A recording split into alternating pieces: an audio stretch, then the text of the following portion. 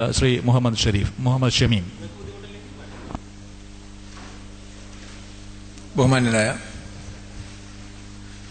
Moderator, എൻ്റെ പ്രിയ സുഹൃത്ത് മാറൂഫ് കളൂത്ത്, എന്നോടൊപ്പം ഈ വേദിയിൽ സംസാരിക്കുന്ന ജബ്ബാർ മാസ്റ്റർ, ആദരണീയരായ സദസ്യരെ, എല്ലാവർക്കും അഭിവാദ്യങ്ങൾ നേരുന്നു. മതവും സംസ്കാരവും എന്ന വിഷയത്തിൽ എനിക്ക് പറയാനുള്ള കാര്യങ്ങൾ സ്വതന്ത്രമായി അവതരിപ്പിക്കുവാനാണ് ഈ സമയം ഞാൻ ഉപയോഗപ്പെടുത്തേണ്ടത്. നേരത്തെ ജബ്ബാർ മാഷ് സൂചിപ്പിച്ചതുപോലെ ഈ വിഷയം വളരെ വലുതാണ്, വിപുലമാണ്. ഇതിന് പ്രത്യേകിച്ചൊരു പ്രത്യേക ഭാഗം അല്ലെങ്കിൽ ഒരു മാനദണ്ഡം അതൊന്നും ഇവിടെ നിശ്ചയിക്കപ്പെട്ടിട്ടില്ല. ഒരു ടൈറ്റിൽ മാത്രമാണ് തന്നിട്ടുള്ളത്. അതുകൊണ്ട് തന്നെ വിഷയത്തിന്റെ ഏത് ഭാഗത്തിൽ നിന്നുകൊണ്ടും ഏത് ഊന്നൽ സ്വീകരിച്ചുകൊണ്ടും സംസാരിക്കാം. ഒരുപക്ഷെ ജബ്ബാർ മാഷ് കൈകാര്യം ചെയ്ത ആ സ്വഭാവത്തിലായിരിക്കില്ല വിഷയത്തെ ഞാൻ സമീപിക്കുക. എന്തായിരുന്നാലും എന്നെക്കുറിച്ച് ചില കാര്യങ്ങൾ ജബ്ബാർ മാഷ് അദ്ദേഹത്തിന്റെ അവതരണത്തിൽ പറഞ്ഞിട്ടുണ്ട്. അതിലൊന്ന് എനിക്ക് വളരെ കൗതുകമുള്ളതായി തോന്നി. അതായത് എന്നെപ്പോലുള്ള ആളുകൾ നമ്മുടെ ഭാഷയിൽ പറഞ്ഞാൽ കിയാമത്ത് നാളിന്റെ അലാമത്തുകളാണ് എന്നാണ് അദ്ദേഹം പറഞ്ഞത്. അതായത് ഈ സംഗീതമൊക്കെ ഹലാലാക്കുന്നൊരു വിഭാഗം ഭാവിയിൽ വരും. ആ വരുന്നത് നാശത്തിന്റെ അടയാളമാണ് എന്ന് പ്രവാചകൻ പറഞ്ഞിട്ടുണ്ടെന്നാണ്. എന്തായിരുന്നാലും അത് നമുക്ക് പിന്നീട് വിശകലനം ചെയ്യാം ഇൻഷാ അല്ലാഹ്. ആ പ്രയോഗം എനിക്കിഷ്ടായി. അത് മാത്രം ഇവിടെ ഒന്ന് എടുത്ത് സൂചിപ്പിച്ചെന്നേ ഉള്ളൂ. മതത്തെക്കുറിച്ചാണ് ചർച്ച.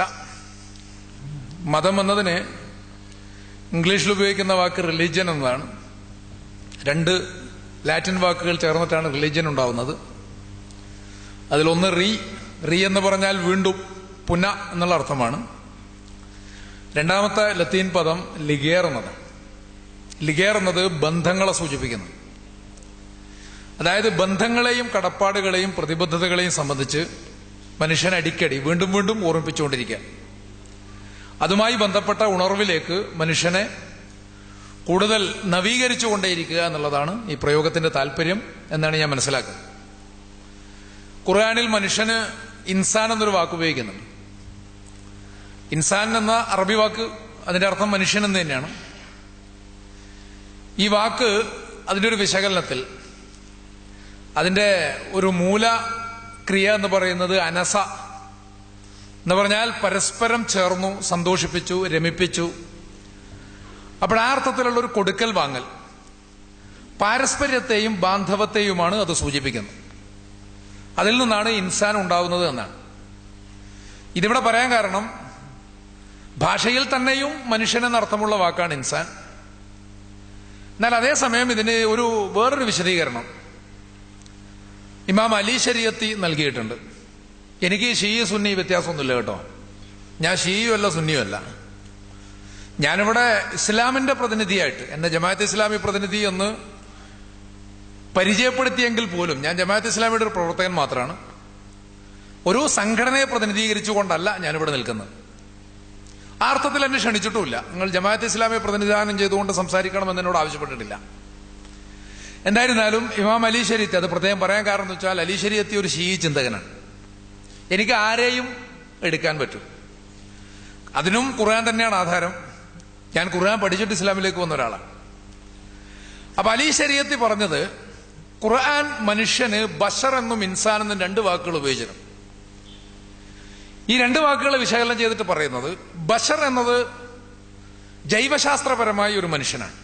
ബഷർ എന്ന വാക്കിന്റെ അർത്ഥം തൊലി എന്നാണ്. അപ്പൊ ജൈവശാസ്ത്രപരമായി മനുഷ്യൻ.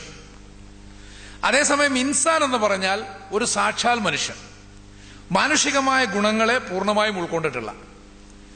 ഇതേ സംബന്ധിച്ച് പ്രവാചകൻ പറഞ്ഞിട്ടുള്ളത് ദൈവിക ഗുണങ്ങൾ ഉൾക്കൊണ്ടുകൊണ്ട് നീ സമ്പൂർണ്ണനാവുക എന്നാണ്.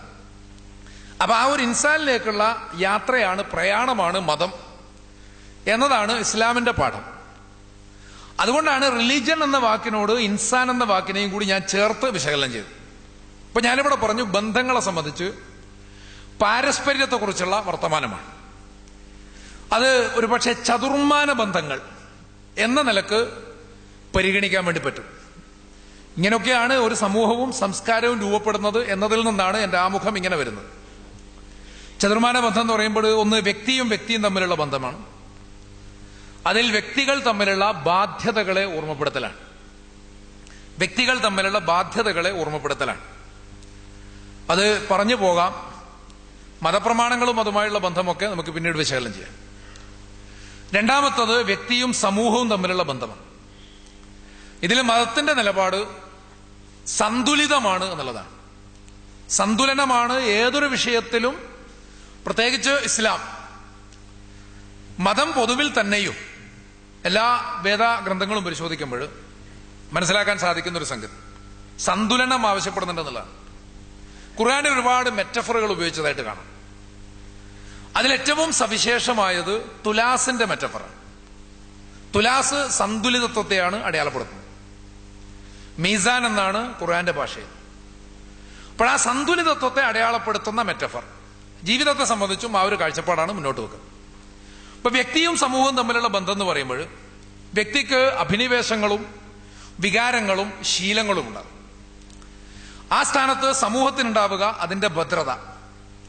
ഒരുപക്ഷെ വ്യക്തിയുടെ അഭിനിവേശങ്ങളെക്കാൾ സമൂഹത്തിന്റെ ഭദ്രത പ്രധാനമായി വരുന്ന സന്ദർഭം ഉണ്ടായേക്കാം. വ്യക്തിയുടെ വികാരങ്ങളുടെ സ്ഥാനത്ത് സമൂഹത്തിന് സാമൂഹിക താല്പര്യങ്ങളാണ്.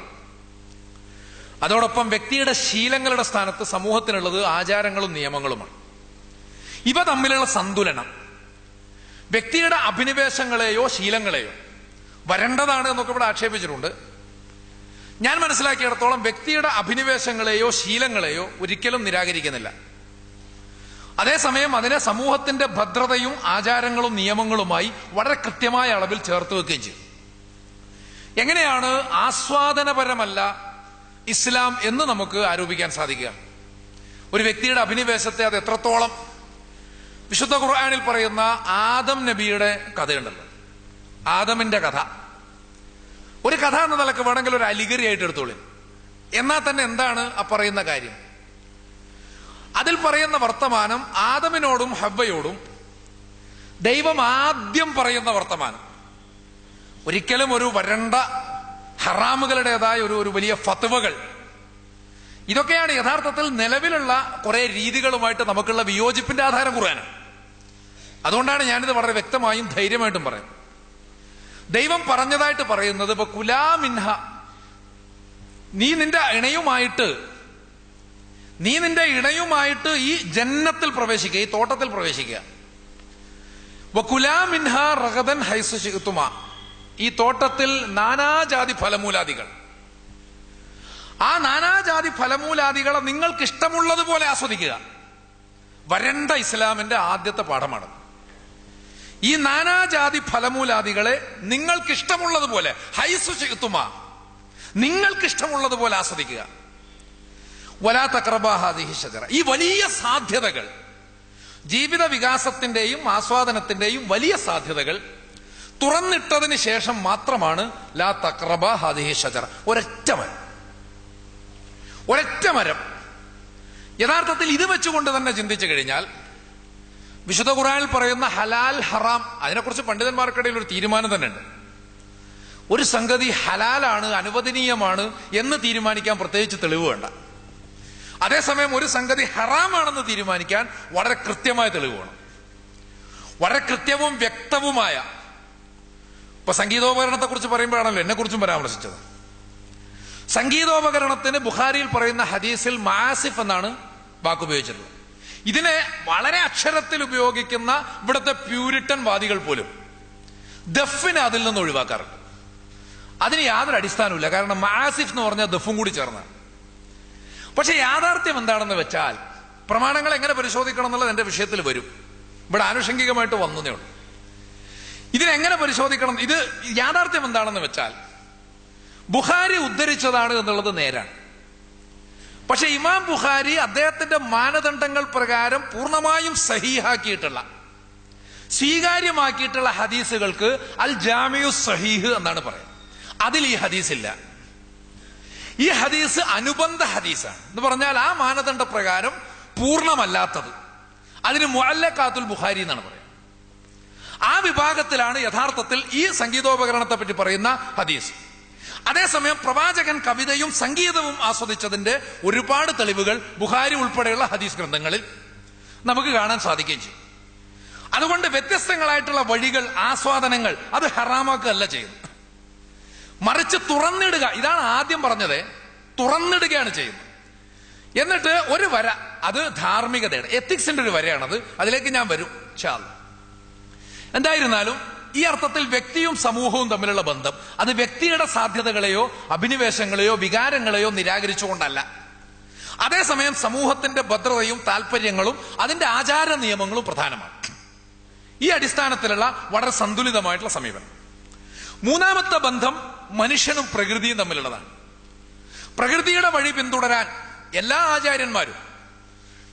ആചാര്യന്മാരും ആഹ്വാനം ചെയ്തതായിട്ട് കാണാൻ സാധിക്കും. താവത്തെ ചിങ്ങിൽ പറയുന്നത് അതാണ്, നിങ്ങൾ നക്ഷത്രങ്ങളുടെയും മരങ്ങളുടെയും വഴികൾ പിന്തുടരുക. വിശുദ്ധ ഖുർആനിൽ സന്മാർഗം സ്ഥാപിക്കുവാൻ വേണ്ടി, പഠിപ്പിക്കുവാൻ വേണ്ടി ഉപയോഗിക്കുന്ന ഉപമകൾ മുഴുവൻ പ്രകൃതിയിലുള്ളതാണ്. എന്ന് തന്നെയുമല്ല, അഫ ഗൈറ ദീനില്ലാഹി യബ്ഗൂൻ എന്ന് പറയുന്നിടത്ത് നിങ്ങൾ അള്ളാഹുവിൻ്റെതല്ലാത്തൊരു ദീനിൽ എന്തിനു സഞ്ചരിക്കണം? എന്നിട്ട് അതിന് ന്യായം പറയുന്നത് വലഹു അസ്ലമ മൻ ഫിസ് സമാവാതി വൽ അർദ്, ആകാശഭൂമികളിലുള്ളത് മുഴുവൻ, ഭൂമിയിലുള്ള പ്രകൃതിയും അതിനപ്പുറത്തുള്ള പ്രപഞ്ചവും ദൈവത്തിന് കീഴ്പ്പെട്ടല്ലേ ഇരിക്കുന്നത്. അപ്പോൾ അത് പ്രകൃതിയുടെ വഴിയാണ്, അത് പ്രപഞ്ചത്തിന്റെ വഴിയാണ്, അത് പ്രപഞ്ച നിയമങ്ങളുടെ വഴിയാണ്, അത് പ്രപഞ്ച പൂർണ്ണതയുടെ വഴിയാണ്. ഈ സ്വഭാവത്തിൽ പ്രകൃതിയും മനുഷ്യനും തമ്മിലുള്ള ബന്ധം, അവിടെയും സന്തുലനം. പ്രകൃതി നിയമങ്ങൾ പഠിപ്പിക്കുന്നുണ്ട്. ഈ നിയമങ്ങൾ പഠിപ്പിക്കുന്നിടത്ത് രണ്ടു തരത്തിലുള്ള പരാമർശങ്ങൾ ഖുർആനിൽ കാണാൻ സാധിക്കും. അത് പ്രപഞ്ചത്തെ സംബന്ധിച്ചുള്ള മതത്തിന്റെ വീക്ഷണമാണ്, പ്രത്യേകിച്ച് ഇസ്ലാമിന്റെ വീക്ഷണമാണ്. പ്രപഞ്ചത്തെ വളരെ മെറ്റീരിയലിസ്റ്റിക് ആയിട്ടല്ല മതം കാണുന്നത് എന്ന് ഞാൻ പറയേണ്ടതില്ലല്ലോ. അപ്പൊ പ്രപഞ്ചത്തിന്റെ നിയമങ്ങളെ പറ്റി പറയുമ്പോഴും അത് അപ്രകാരം തന്നെയാണ്. ഉദാഹരണത്തിന് സൂറത്തു റഹ്മാനിലും ഇതുപോലെ മനുഷ്യന്റെ ദീനിനെ പറ്റി പറയുമ്പോൾ പ്രകൃതിയുമായിട്ടാണ് ചേർക്കുന്നത്. അക്കൂട്ടത്തിൽ പറയുന്നത് കാണാം, അശംസു വൽ ഖമറു ബി ഹുസ്ബാൻ, സൂര്യചന്ദ്രന്മാർക്കൊരു നിയമമുണ്ട്. ആ നിയമം അതിന്റെ കൃത്യമായ കണക്കിലാണ്, ഹുസ്ബാൻ, കൃത്യമായ കണക്കിലാണ്. അതേസമയം വശജറു വന്നജുമു യസ്ജുദാൻ, മരങ്ങളും നക്ഷത്രങ്ങളും സുജൂദ് ചെയ്യുന്നു, അതും നിയമമാണ്, പ്രണാമമർപ്പിക്കുന്നു. രണ്ടും തമ്മിലൊരു വ്യത്യാസം. ഇത് രണ്ടും നിയമമാണ്. രണ്ടും തമ്മിലുള്ള വ്യത്യാസം എന്താണെന്ന് വെച്ചാൽ, ഈ ഹുസ്ബാൻ എന്ന് പറഞ്ഞത് മനുഷ്യന്റെ ശാസ്ത്രത്തിന് കണക്ക് കൂട്ടി കണ്ടുപിടിക്കാൻ സാധിക്കും. കണക്ക് ഖുർആനിൽ പറഞ്ഞിട്ടൊന്നുമില്ലേ? അത്തരം അവകാശവാദങ്ങളൊന്നും ഉന്നയിക്കുന്ന ഒരാളല്ല ഞാൻ. കണക്ക് ഖുർആനിൽ മുൻകൂട്ടി പറഞ്ഞിട്ടുണ്ടെങ്കിൽ ആ കണക്കുകൾ മുഴുവനും ഇന്നേക്ക് തെറ്റും. കാരണം അക്കാലത്ത് തിരിയാത്ത ആളുകളാണല്ലോ ഇത്. യഥാർത്ഥത്തിൽ മനുഷ്യന്റെ പുരോഗതിയെ തടയുന്ന യാതൊരു തരത്തിലുള്ള പ്രവചനങ്ങളും ഖുർആൻ നടത്തുന്നില്ല എന്നുള്ളതാണ് യാഥാർത്ഥ്യം. അതുകൊണ്ട് കണക്ക് നിങ്ങൾക്ക് കണ്ടുപിടിക്കാം, പക്ഷെ കണ്ടുപിടിക്കാൻ സാധിക്കുന്ന ഒരു നിയമവശമുണ്ട്. അതേസമയം അങ്ങനെയല്ലാത്ത ഒരു നിയമം, അതിന്റെ ഒരു ആന്തരികമായിട്ടുള്ള തത്വം എന്ന് വേണമെങ്കിൽ പറയാം. അതാണല്ലോ മതത്തിന്റെ ഒരു സവിശേഷത എന്ന് പറയുന്നത്. അതും കൂടി അംഗീകരിക്കപ്പെടുന്നു. മരങ്ങളുടെയും നക്ഷത്രങ്ങളുടെയും പ്രണാമം, ഇത് കണക്കുകൊണ്ട് നമുക്ക് മനസ്സിലാക്കാൻ സാധിക്കില്ല, നമുക്ക് ശാസ്ത്രം കൊണ്ട് പിടിച്ചെടുക്കാൻ കഴിയില്ല. വീണ്ടും പറയുന്നു, വസ്സമാ റഫഅഹ, നിങ്ങൾ ഉപരിലോകത്തെ അങ്ങോട്ട് ഉയർന്നു നിൽക്കുന്നതായിട്ട് കാണുന്നു. ഉയർന്നു നിൽക്കുന്നതായിട്ട് അല്ലെങ്കിൽ അതാത് സ്വഭാവത്തിൽ പ്രപഞ്ചത്തിന്റെ ഘടനയും സംവിധാനവും ഒക്കെ കാണുന്നതിന് പ്രാപഞ്ചികമായ നിയമങ്ങളാണ് അടിസ്ഥാനം. ഇതൊക്കെ നമുക്ക് കണ്ടെത്താവുന്ന സംഗതികളാണ്. പക്ഷേ മീസാൻ, പ്രപഞ്ചത്തിൽ ഒരു മീസാൻ ഉണ്ടാക്കിയിട്ടുണ്ടല്ല, ഇതായിരിക്കും കാണൂല. മീസാൻ എന്ന് പറഞ്ഞാൽ തുലാസ്, പ്രപഞ്ചത്തിലൊരു സന്തുലനമുണ്ട്. എന്നിട്ട് മനുഷ്യനോട് പറയുന്നത്, മനുഷ്യന്റെ ഭൗതിക വശങ്ങൾ മുഴുവൻ ഈ ഹുസ്ബാനിൽ തന്നെയാണ്. അവിടെ പ്രത്യേകിച്ച് നിങ്ങൾ ബോധപൂർവം എന്തെങ്കിലും ചെയ്യേണ്ട കാര്യമൊന്നുമില്ല, മറിച്ച് മീസാനിൽ നിങ്ങൾ യാതൊരു തരത്തിലുള്ള കൃത്രിമത്വവും കാണിക്കരുത്. മീസാന്റെ കാര്യമാണ് ശ്രദ്ധിക്കേണ്ടത്. അപ്പൊ സന്മാർഗം എന്ന് പറഞ്ഞാൽ, അല്ലെങ്കിൽ ദൈവിക മാർഗം എന്ന് പറഞ്ഞാൽ, അത് മീസാനുമായിട്ടാണ് ബന്ധപ്പെട്ട് നിൽക്കുന്നത്. അപ്പോൾ ഇപ്രകാരം പ്രപഞ്ചത്തിന്റെ ഈ പറയുന്ന വസ്തു തത്വം, അതിന്റെ വസ്തുവിന്റെ ആന്തരിക തത്വം, ഇത് ഒരുപാട് ചിന്തകന്മാർ ഇതേ സംബന്ധിച്ച് പറഞ്ഞിട്ടുണ്ട് എന്ന് നമ്മൾ മനസ്സിലാക്കേണ്ടതാണ്. മതരംഗത്തും മതേതര രംഗത്തും ഒക്കെ ഒട്ടേറെ ചിന്തകന്മാർ ഇത് സംബന്ധമായിട്ട് ഒരുപാട് വിശകലനങ്ങൾ നടത്തിയതായിട്ട് നമുക്ക് കണ്ടെത്താൻ സാധിക്കും. ഇപ്പൊ പ്രപഞ്ചത്തെ വിശകലനം ചെയ്യുമ്പോൾ ശ്രീബുദ്ധൻ രൂപകാണ്ഡത്തെയും നാമകാണ്ഡത്തെയും, ബുദ്ധന്റെ തത്വങ്ങളിൽ ഏറ്റവും പ്രധാനപ്പെട്ടതാണ് കാണ്ഡ എന്നത് പാലി ബുദ്ധന്റെ ഭാഷയിലാണ്, സംസ്കൃതത്തിൽ സ്കന്ധം എന്നാണ് പറയുന്നത്. ആ അർത്ഥത്തിൽ പഞ്ചസ്കന്ധങ്ങളുണ്ട്. അതിലേറ്റവും പ്രധാനം രൂപവും നാമവും. രൂപവും നാമവും എന്ന് പറയുമ്പോൾ, രൂപം എന്നത് ഈ പറയുന്ന മെറ്റീരിയൽ ആയിട്ടുള്ള നമ്മളെ ഹുസ്ബാൻ എന്ന് പറഞ്ഞ സാധനമാണ്. അതേസമയം നാമം എന്ന് പറയുന്നത് മീസാൻ എന്ന് പറയുന്ന സാധനമാണ്. ഇത് രണ്ടും ചേർന്നതാണ് പ്രകൃതിയുടെ നിയമമെങ്കിൽ നിങ്ങൾ അത് അവലംബിച്ചുകൊണ്ട് മുന്നോട്ട് പോകണം. അതാണ് പ്രകൃതിയുടെ മാർഗം പിന്തുടരുക എന്ന് പറഞ്ഞാൽ അർത്ഥം. ആ അർത്ഥത്തിൽ മനുഷ്യനും പ്രകൃതിയും തമ്മിൽ ചേർത്ത് വെക്കുന്നു. നാലാമത്തത്, ഇതിലൂടെയൊക്കെയും ചെന്നെത്താൻ സാധിക്കുന്ന, സാക്ഷാത്കരിക്കാൻ സാധിക്കുന്ന ബന്ധമാണ്. അത് മനുഷ്യനും ഈശ്വരനും തമ്മിലുള്ള ബന്ധമാണ്. പ്രതിബദ്ധതകളിലൂടെ മാത്രമേ ഈശ്വരനുമായുള്ള ബന്ധം ചേർക്കാൻ സാധിക്കുകയുള്ളൂ. ഇപ്പൊ നിയമങ്ങൾ പറയുമ്പോൾ 10 കൽപ്പനകൾ പറയുന്നുണ്ട്. മോശയുടെ 10 കൽപ്പനകൾ പുറപ്പാട് പുസ്തകത്തിൽ കാണാം, ആവർത്തന പുസ്തകത്തിലും കാണാം, ബൈബിളിൽ. ഈ 10 കൽപ്പനകൾ രണ്ടായിട്ട് ഭാഗിച്ച് പഠിപ്പിക്കാറുണ്ട്. അതിൽ ഒന്ന് ദൈവബദ്ധം. 3 കൽപ്പനകളാണ് ദൈവബദ്ധം. ചില കണക്കനുസരിച്ച് 4 കൽപ്പനകൾ. അത് ഈ 10നെ എണ്ണിയിടത്തുള്ള ചില പ്രശ്നങ്ങളാണ്. അപ്പൊ 3 കൽപ്പനകളാണ് ദൈവബദ്ധം, ബാക്കിയുള്ളത് സമൂഹബദ്ധമാണ്. എന്ന് പറഞ്ഞാൽ മനുഷ്യനുമായി ബന്ധപ്പെട്ടതാണ്. ഒരല്പം കൂടി വിശദമായിട്ട് ഇത് ഖുർആനിലേക്ക് വരുമ്പോഴുണ്ടല്ലോ, ഖുർആനിൽ കൽപ്പനകൾ ഇതുപോലെ എണ്ണി പറഞ്ഞിട്ടുള്ള 1-2 ഭാഗങ്ങളുണ്ട്, മനുഷ്യരോടുള്ള കൽപ്പനകൾ. അതിൽ ദൈവബദ്ധമായിട്ടുള്ളത് ഖുർആനിലെ ഒരു സൂക്തത്തിന്റെ പാതിയോ 4/1 മാത്രമേ പറയുന്നുള്ളൂ. ബാക്കി മുഴുവനും മനുഷ്യരുമായുള്ള ബന്ധത്തെ കുറിച്ചാണ്. ഉദാഹരണത്തിന് സൂറത്ത് ബനി ഇസ്രായേൽ, വഖളാ റബ്ബുക അല്ലാ തഅബുദു ഇല്ലാ ഇയ്യാഹു, നിന്നോട് നിന്റെ നാഥൻ കൽപ്പിച്ചിരിക്കുന്നു അവനല്ലാതെ മറ്റാർക്കും കീഴ്പ്പെടരുത്. തീർന്നു. ദൈവവുമായി ബന്ധപ്പെട്ട കൽപ്പന അവിടെ തീർത്തു. പക്ഷേ ഖുർആനിൽ ആയത്ത് തീർന്നില്ല.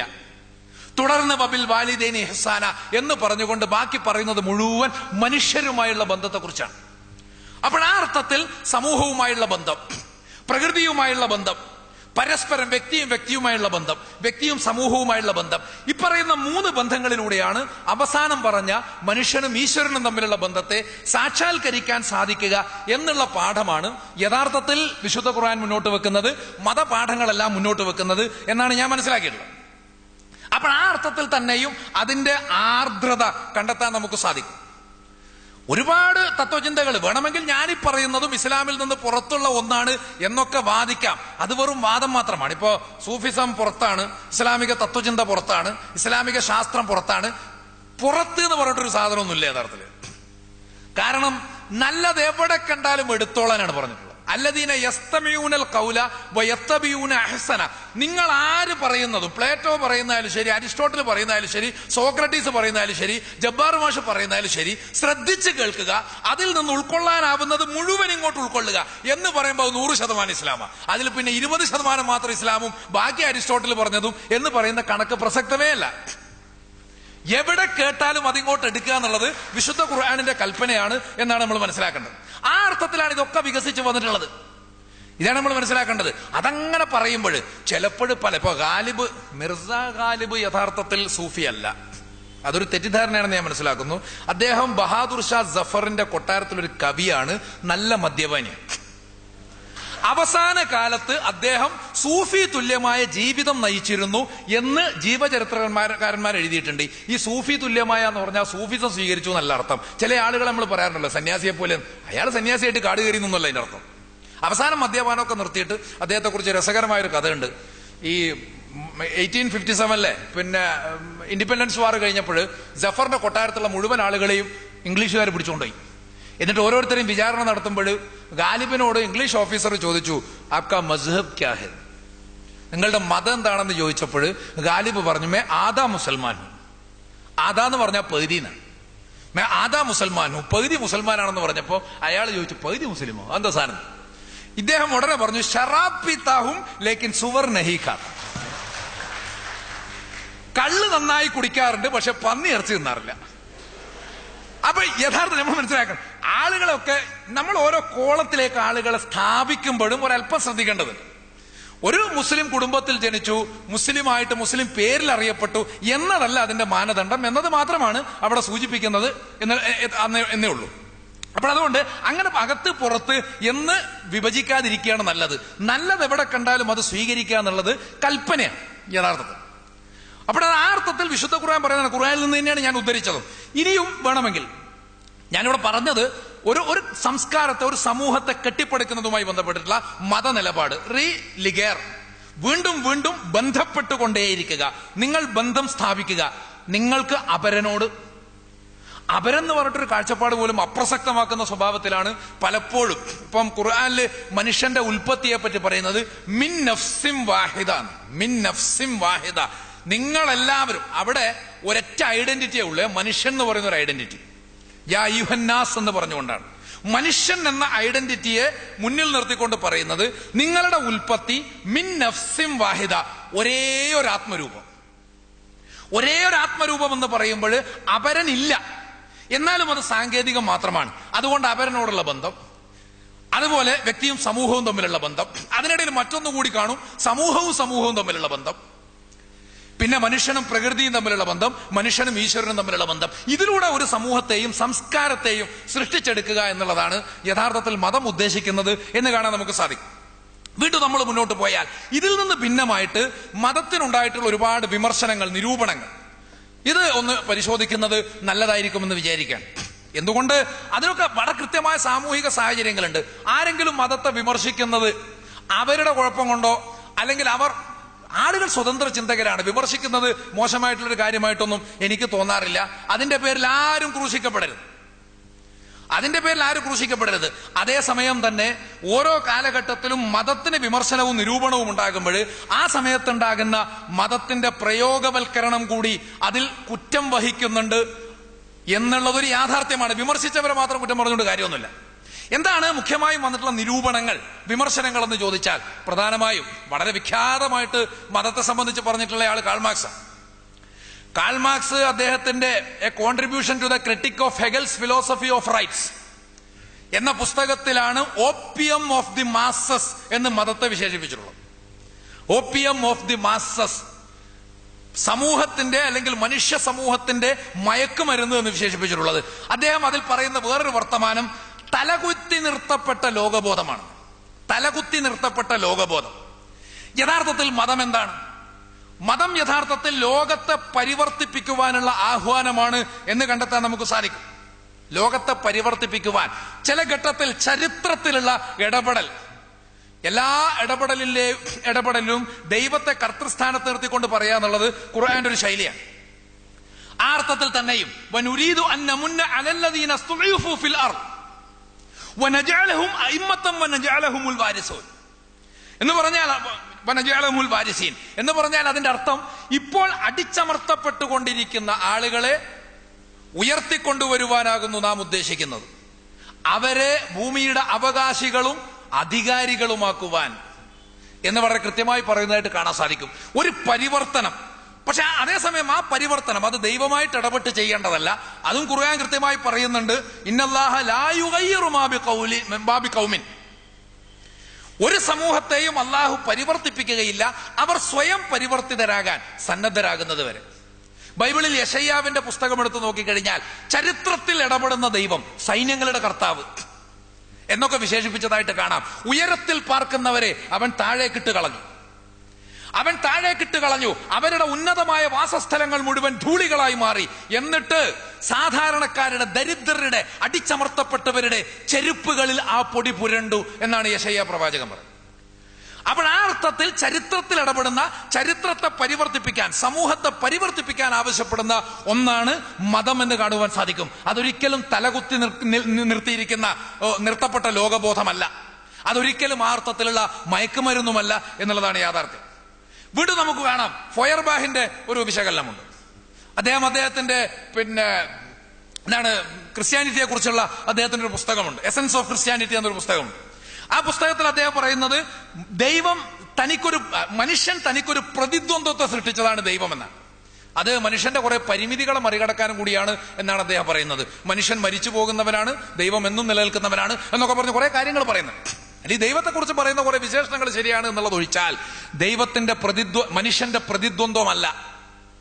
പ്രതിദ്വന്ദ്വമല്ല. യഥാർത്ഥത്തിൽ ദൈവത്തിന്റെ ഖലീഫ എന്നാണ് മനുഷ്യനെ സംബന്ധിച്ച് ഖുർആൻ പരിചയപ്പെടുത്തുന്നത്. ദൈവത്തിന് പകരം നിൽക്കുന്നവൻ ഭൂമിയിൽ, ദൈവത്തിന് പകരം നിൽക്കുന്നവൻ. ആ പകരം നിൽക്കുന്നവന്റെ പണി ബാമിയാടിലെ ബുദ്ധപ്രതിമ അടിച്ചു പൊളിക്കലാണോ എന്നുള്ളത് വേറെ വിഷയമാണ്. എന്തായിരുന്നാലും ഇവിടെ കൊടുത്തിരിക്കുന്ന സ്ഥാനം ഇതാണ് എന്നാണ് ഞാൻ സൂചിപ്പിക്കുന്നത്. ആ ദൈവം തനിക്ക് പൂരകമായിട്ട് സ്വയം നിർമ്മിച്ചിരിക്കുന്ന, അല്ലെങ്കിൽ സ്വയം സ്വീകരിച്ചിരിക്കുന്ന. അതുകൊണ്ടാണ് തന്റെ സ്വരൂപത്തിൽ തന്നെ മനുഷ്യനെ സൃഷ്ടിച്ചു എന്ന് ബൈബിളിൽ പറയുന്നു. ലോകപാലകൻ എന്നൊരു പ്രയോഗം മനുഷ്യനെ പറ്റി ഉപനിഷത്തുകളിലും കാണാൻ സാധിക്കും. അവിടെ ഈ സ്വഭാവത്തിൽ ആ അർത്ഥത്തിലുള്ള ഒരു അനുബന്ധ ബന്ധമായിട്ടാണ് ദൈവവും മനുഷ്യനും തമ്മിലുള്ള ബന്ധത്തെ ദൈവം തന്നെ പരിചയപ്പെടുത്തുന്നതായിട്ട് നമുക്ക് കാണാൻ സാധിക്കുക വേദഗ്രന്ഥങ്ങൾ പരിശോധിക്കുമ്പോൾ. ഇനിയും വേണമെങ്കിൽ ആന്റി ഡ്യൂറിംഗ് എന്ന പുസ്തകത്തിൽ ഫ്രെഡറിക് ആംഗൽസ് മതത്തിന്റെ ഉൽപ്പത്തിയെ വിലയിരുത്തുന്നുണ്ട്. അദ്ദേഹം പറയുന്നത് മതം ആളുകളെ നിയന്ത്രിക്കുന്ന ബാഹ്യശക്തികൾ അവരുടെ മനസ്സിൽ ഉളവാക്കുന്ന അത്ഭുതകരമായ പ്രതിഫലനങ്ങളല്ലാതെ വേറൊന്നുമല്ല.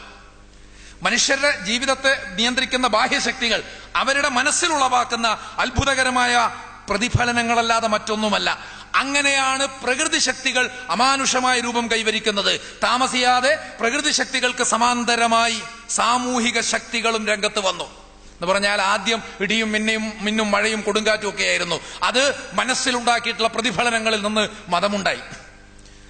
എന്നിട്ടോ പിന്നീട് സാമൂഹിക ശക്തികൾ, രാജാക്കന്മാര് മുതൽ വൈദ്യന്മാര് വരെ, ഇതിനൊക്കെ ദേവന്മാരുണ്ടല്ലോ, യുദ്ധം ചെയ്യുന്നവര്, ഭടന്മാര്, ഇതൊക്കെ നിയന്ത്രിക്കുന്ന സ്ഥാനത്തേക്ക് വരികയും അതിൽ നിന്നുണ്ടാകുന്ന പ്രതിഫലനം കൂടി ഈ പറയുന്ന മതത്തെ പരിപോഷിപ്പിക്കുകയും ചെയ്തു എന്നാണ് അദ്ദേഹം പറയുന്നത്. അങ്ങനെയുള്ള പ്രകൃതി ശക്തികളും സാമൂഹിക ശക്തികളും ഒക്കെ ഉപാസിക്കപ്പെടുന്ന ഒരവസ്ഥയിൽ നിന്നാണ് മതമുണ്ടായത് എന്നാണ് എംഗൽസ് പറയുന്നത്. അതേസമയം ഇതിലൊക്കെ യാഥാർത്ഥ്യമുണ്ട് ചരിത്രപരമായിട്ട്. ഞാൻ ഈ യാഥാർത്ഥ്യങ്ങളെ നിരാകരിക്കുകയില്ല. പക്ഷെ അതേസമയം എനിക്ക് ആ വിഷയത്തിലുള്ളൊരു നിലപാട്, അത് മതപ്രമാണങ്ങളിൽ നിന്ന് കിട്ടുന്നത് എന്താണെന്ന് വെച്ചാൽ ഇതൊന്നും അതിന്റെ ആദിമ രൂപത്തിൽ അങ്ങനെയല്ല. അത് പിന്നീട് ഉണ്ടായിത്തീരുന്നത്, അതിന്റെ കാരണങ്ങൾ വിശകലനം ചെയ്യുന്നിടത്ത് മാത്രമേ ഇത്തരം സാമൂഹിക സിദ്ധാന്തങ്ങൾ പ്രയോജനപ്പെടുന്നുള്ളൂ എന്നുള്ളതാണ് എന്റെ ഒരു അന്വേഷണവുമായി ബന്ധപ്പെട്ട അനുഭവം. അപ്പോൾ അതുകൊണ്ട് ആ അർത്ഥത്തിൽ വീണ്ടും പറയുന്നു, പിന്നെ ഈ പറയുന്ന സാമൂഹിക ശക്തികളും പ്രകൃതി ശക്തികളും അതിൽ നിന്ന് പിന്നെ പുരോഹിതന്മാരുണ്ടാകും. ഞാൻ പറഞ്ഞല്ലോ അതൊരു യാഥാർത്ഥ്യമാണ്. പുരോഹിതന്മാർ, ഈ പുരോഹിതാധിപത്യം, പ്രീസ്റ്റോക്രസി എന്ന് പറയുന്ന ഒരു സംഗതി ഇന്ന് സ്ഥാപിത മതങ്ങളിലൊക്കെ ഉണ്ടത്. പ്രീസ്റ്റോക്രസി എന്ന് പറയുന്ന ഒരു സംഗതി ഉണ്ടാവുന്നത് അങ്ങനെയാണ്. ഇപ്പോൾ ഓരോ കാലത്തും അവരുടെ കീഴിലുള്ള മതത്തെയാണ് സാമൂഹിക ശാസ്ത്രജ്ഞന്മാരും ചിന്തകന്മാരും വിശകലനം ചെയ്യുന്നത് എന്നുള്ളതാണ് യാഥാർത്ഥ്യം. അത് തുടക്കം മുതൽക്ക് തന്നെ ഒരു ആദിമ ഹേതുവാദത്തിന്റെ ആളായിട്ടാണല്ലോ ചാർവാകനെ നമ്മൾ പരിചയപ്പെടുന്നത്. ചാർവാകൻ ലോകത്തിൽ ഒരു പക്ഷേ ആദിമ യുക്തിവാദികളിൽ ഒരാളാണ്. ആദ്യത്തെ യുക്തിവാദം എന്ന് പറഞ്ഞാൽ ഹേതുവാദം, അത് ചാർവാകന്റേത് നിരീശ്വരവാദപരമായ ദൈവനിഷേധപരമായിട്ടുള്ള ഒരു യുക്തിവാദമാണ്. അങ്ങനെ അല്ലാത്ത യുക്തിവാദവുമുണ്ട്. ഇപ്പൊ പാശ്ചാത്യ തത്വചിന്തയിൽ നേരത്തെ ഒരു സംവാദവുമായി ബന്ധപ്പെട്ട് നമ്മൾ സംവദിച്ച ഒരു വിഷയമാണല്ലോ. പാശ്ചാത്യ തത്വചിന്തയിൽ യുക്തിവാദം എന്ന് പറഞ്ഞിട്ടൊരു ധാര സ്ഥാപിച്ചത് തന്നെ ദെക്കാർത്താണ്. അദ്ദേഹം ഒരു ഒന്നാം തരം കത്തോലിക്ക മതവിശ്വാസിയാണ്. എന്തായിരുന്നാലും ചാർവാകൻ വളരെ കൃത്യമായി തന്നെ ഈശ്വര നിഷേധിയാണ്. അദ്ദേഹത്തിന്റെ സിദ്ധാന്തത്തിന്റെ അടിസ്ഥാനം തന്നെ അതാണ്. അദ്ദേഹം മതത്തെ കണക്കറ്റ് കളിയാക്കിയിട്ടുണ്ട്. ആ കളിയാക്കൽ മുഴുവൻ ന്യായമാണ് എന്ന് മനസ്സിലാകും. ഓരോ കാലഘട്ടത്തിലുമുള്ള ഇത്തരത്തിലുള്ള നിരീശ്വരം, ഞാൻ നേരത്തെ ഗാലിബ് പറഞ്ഞ ആ വർത്താനത്തിൽ പോലും അത്തരത്തിലുള്ള വിമർശങ്ങൾ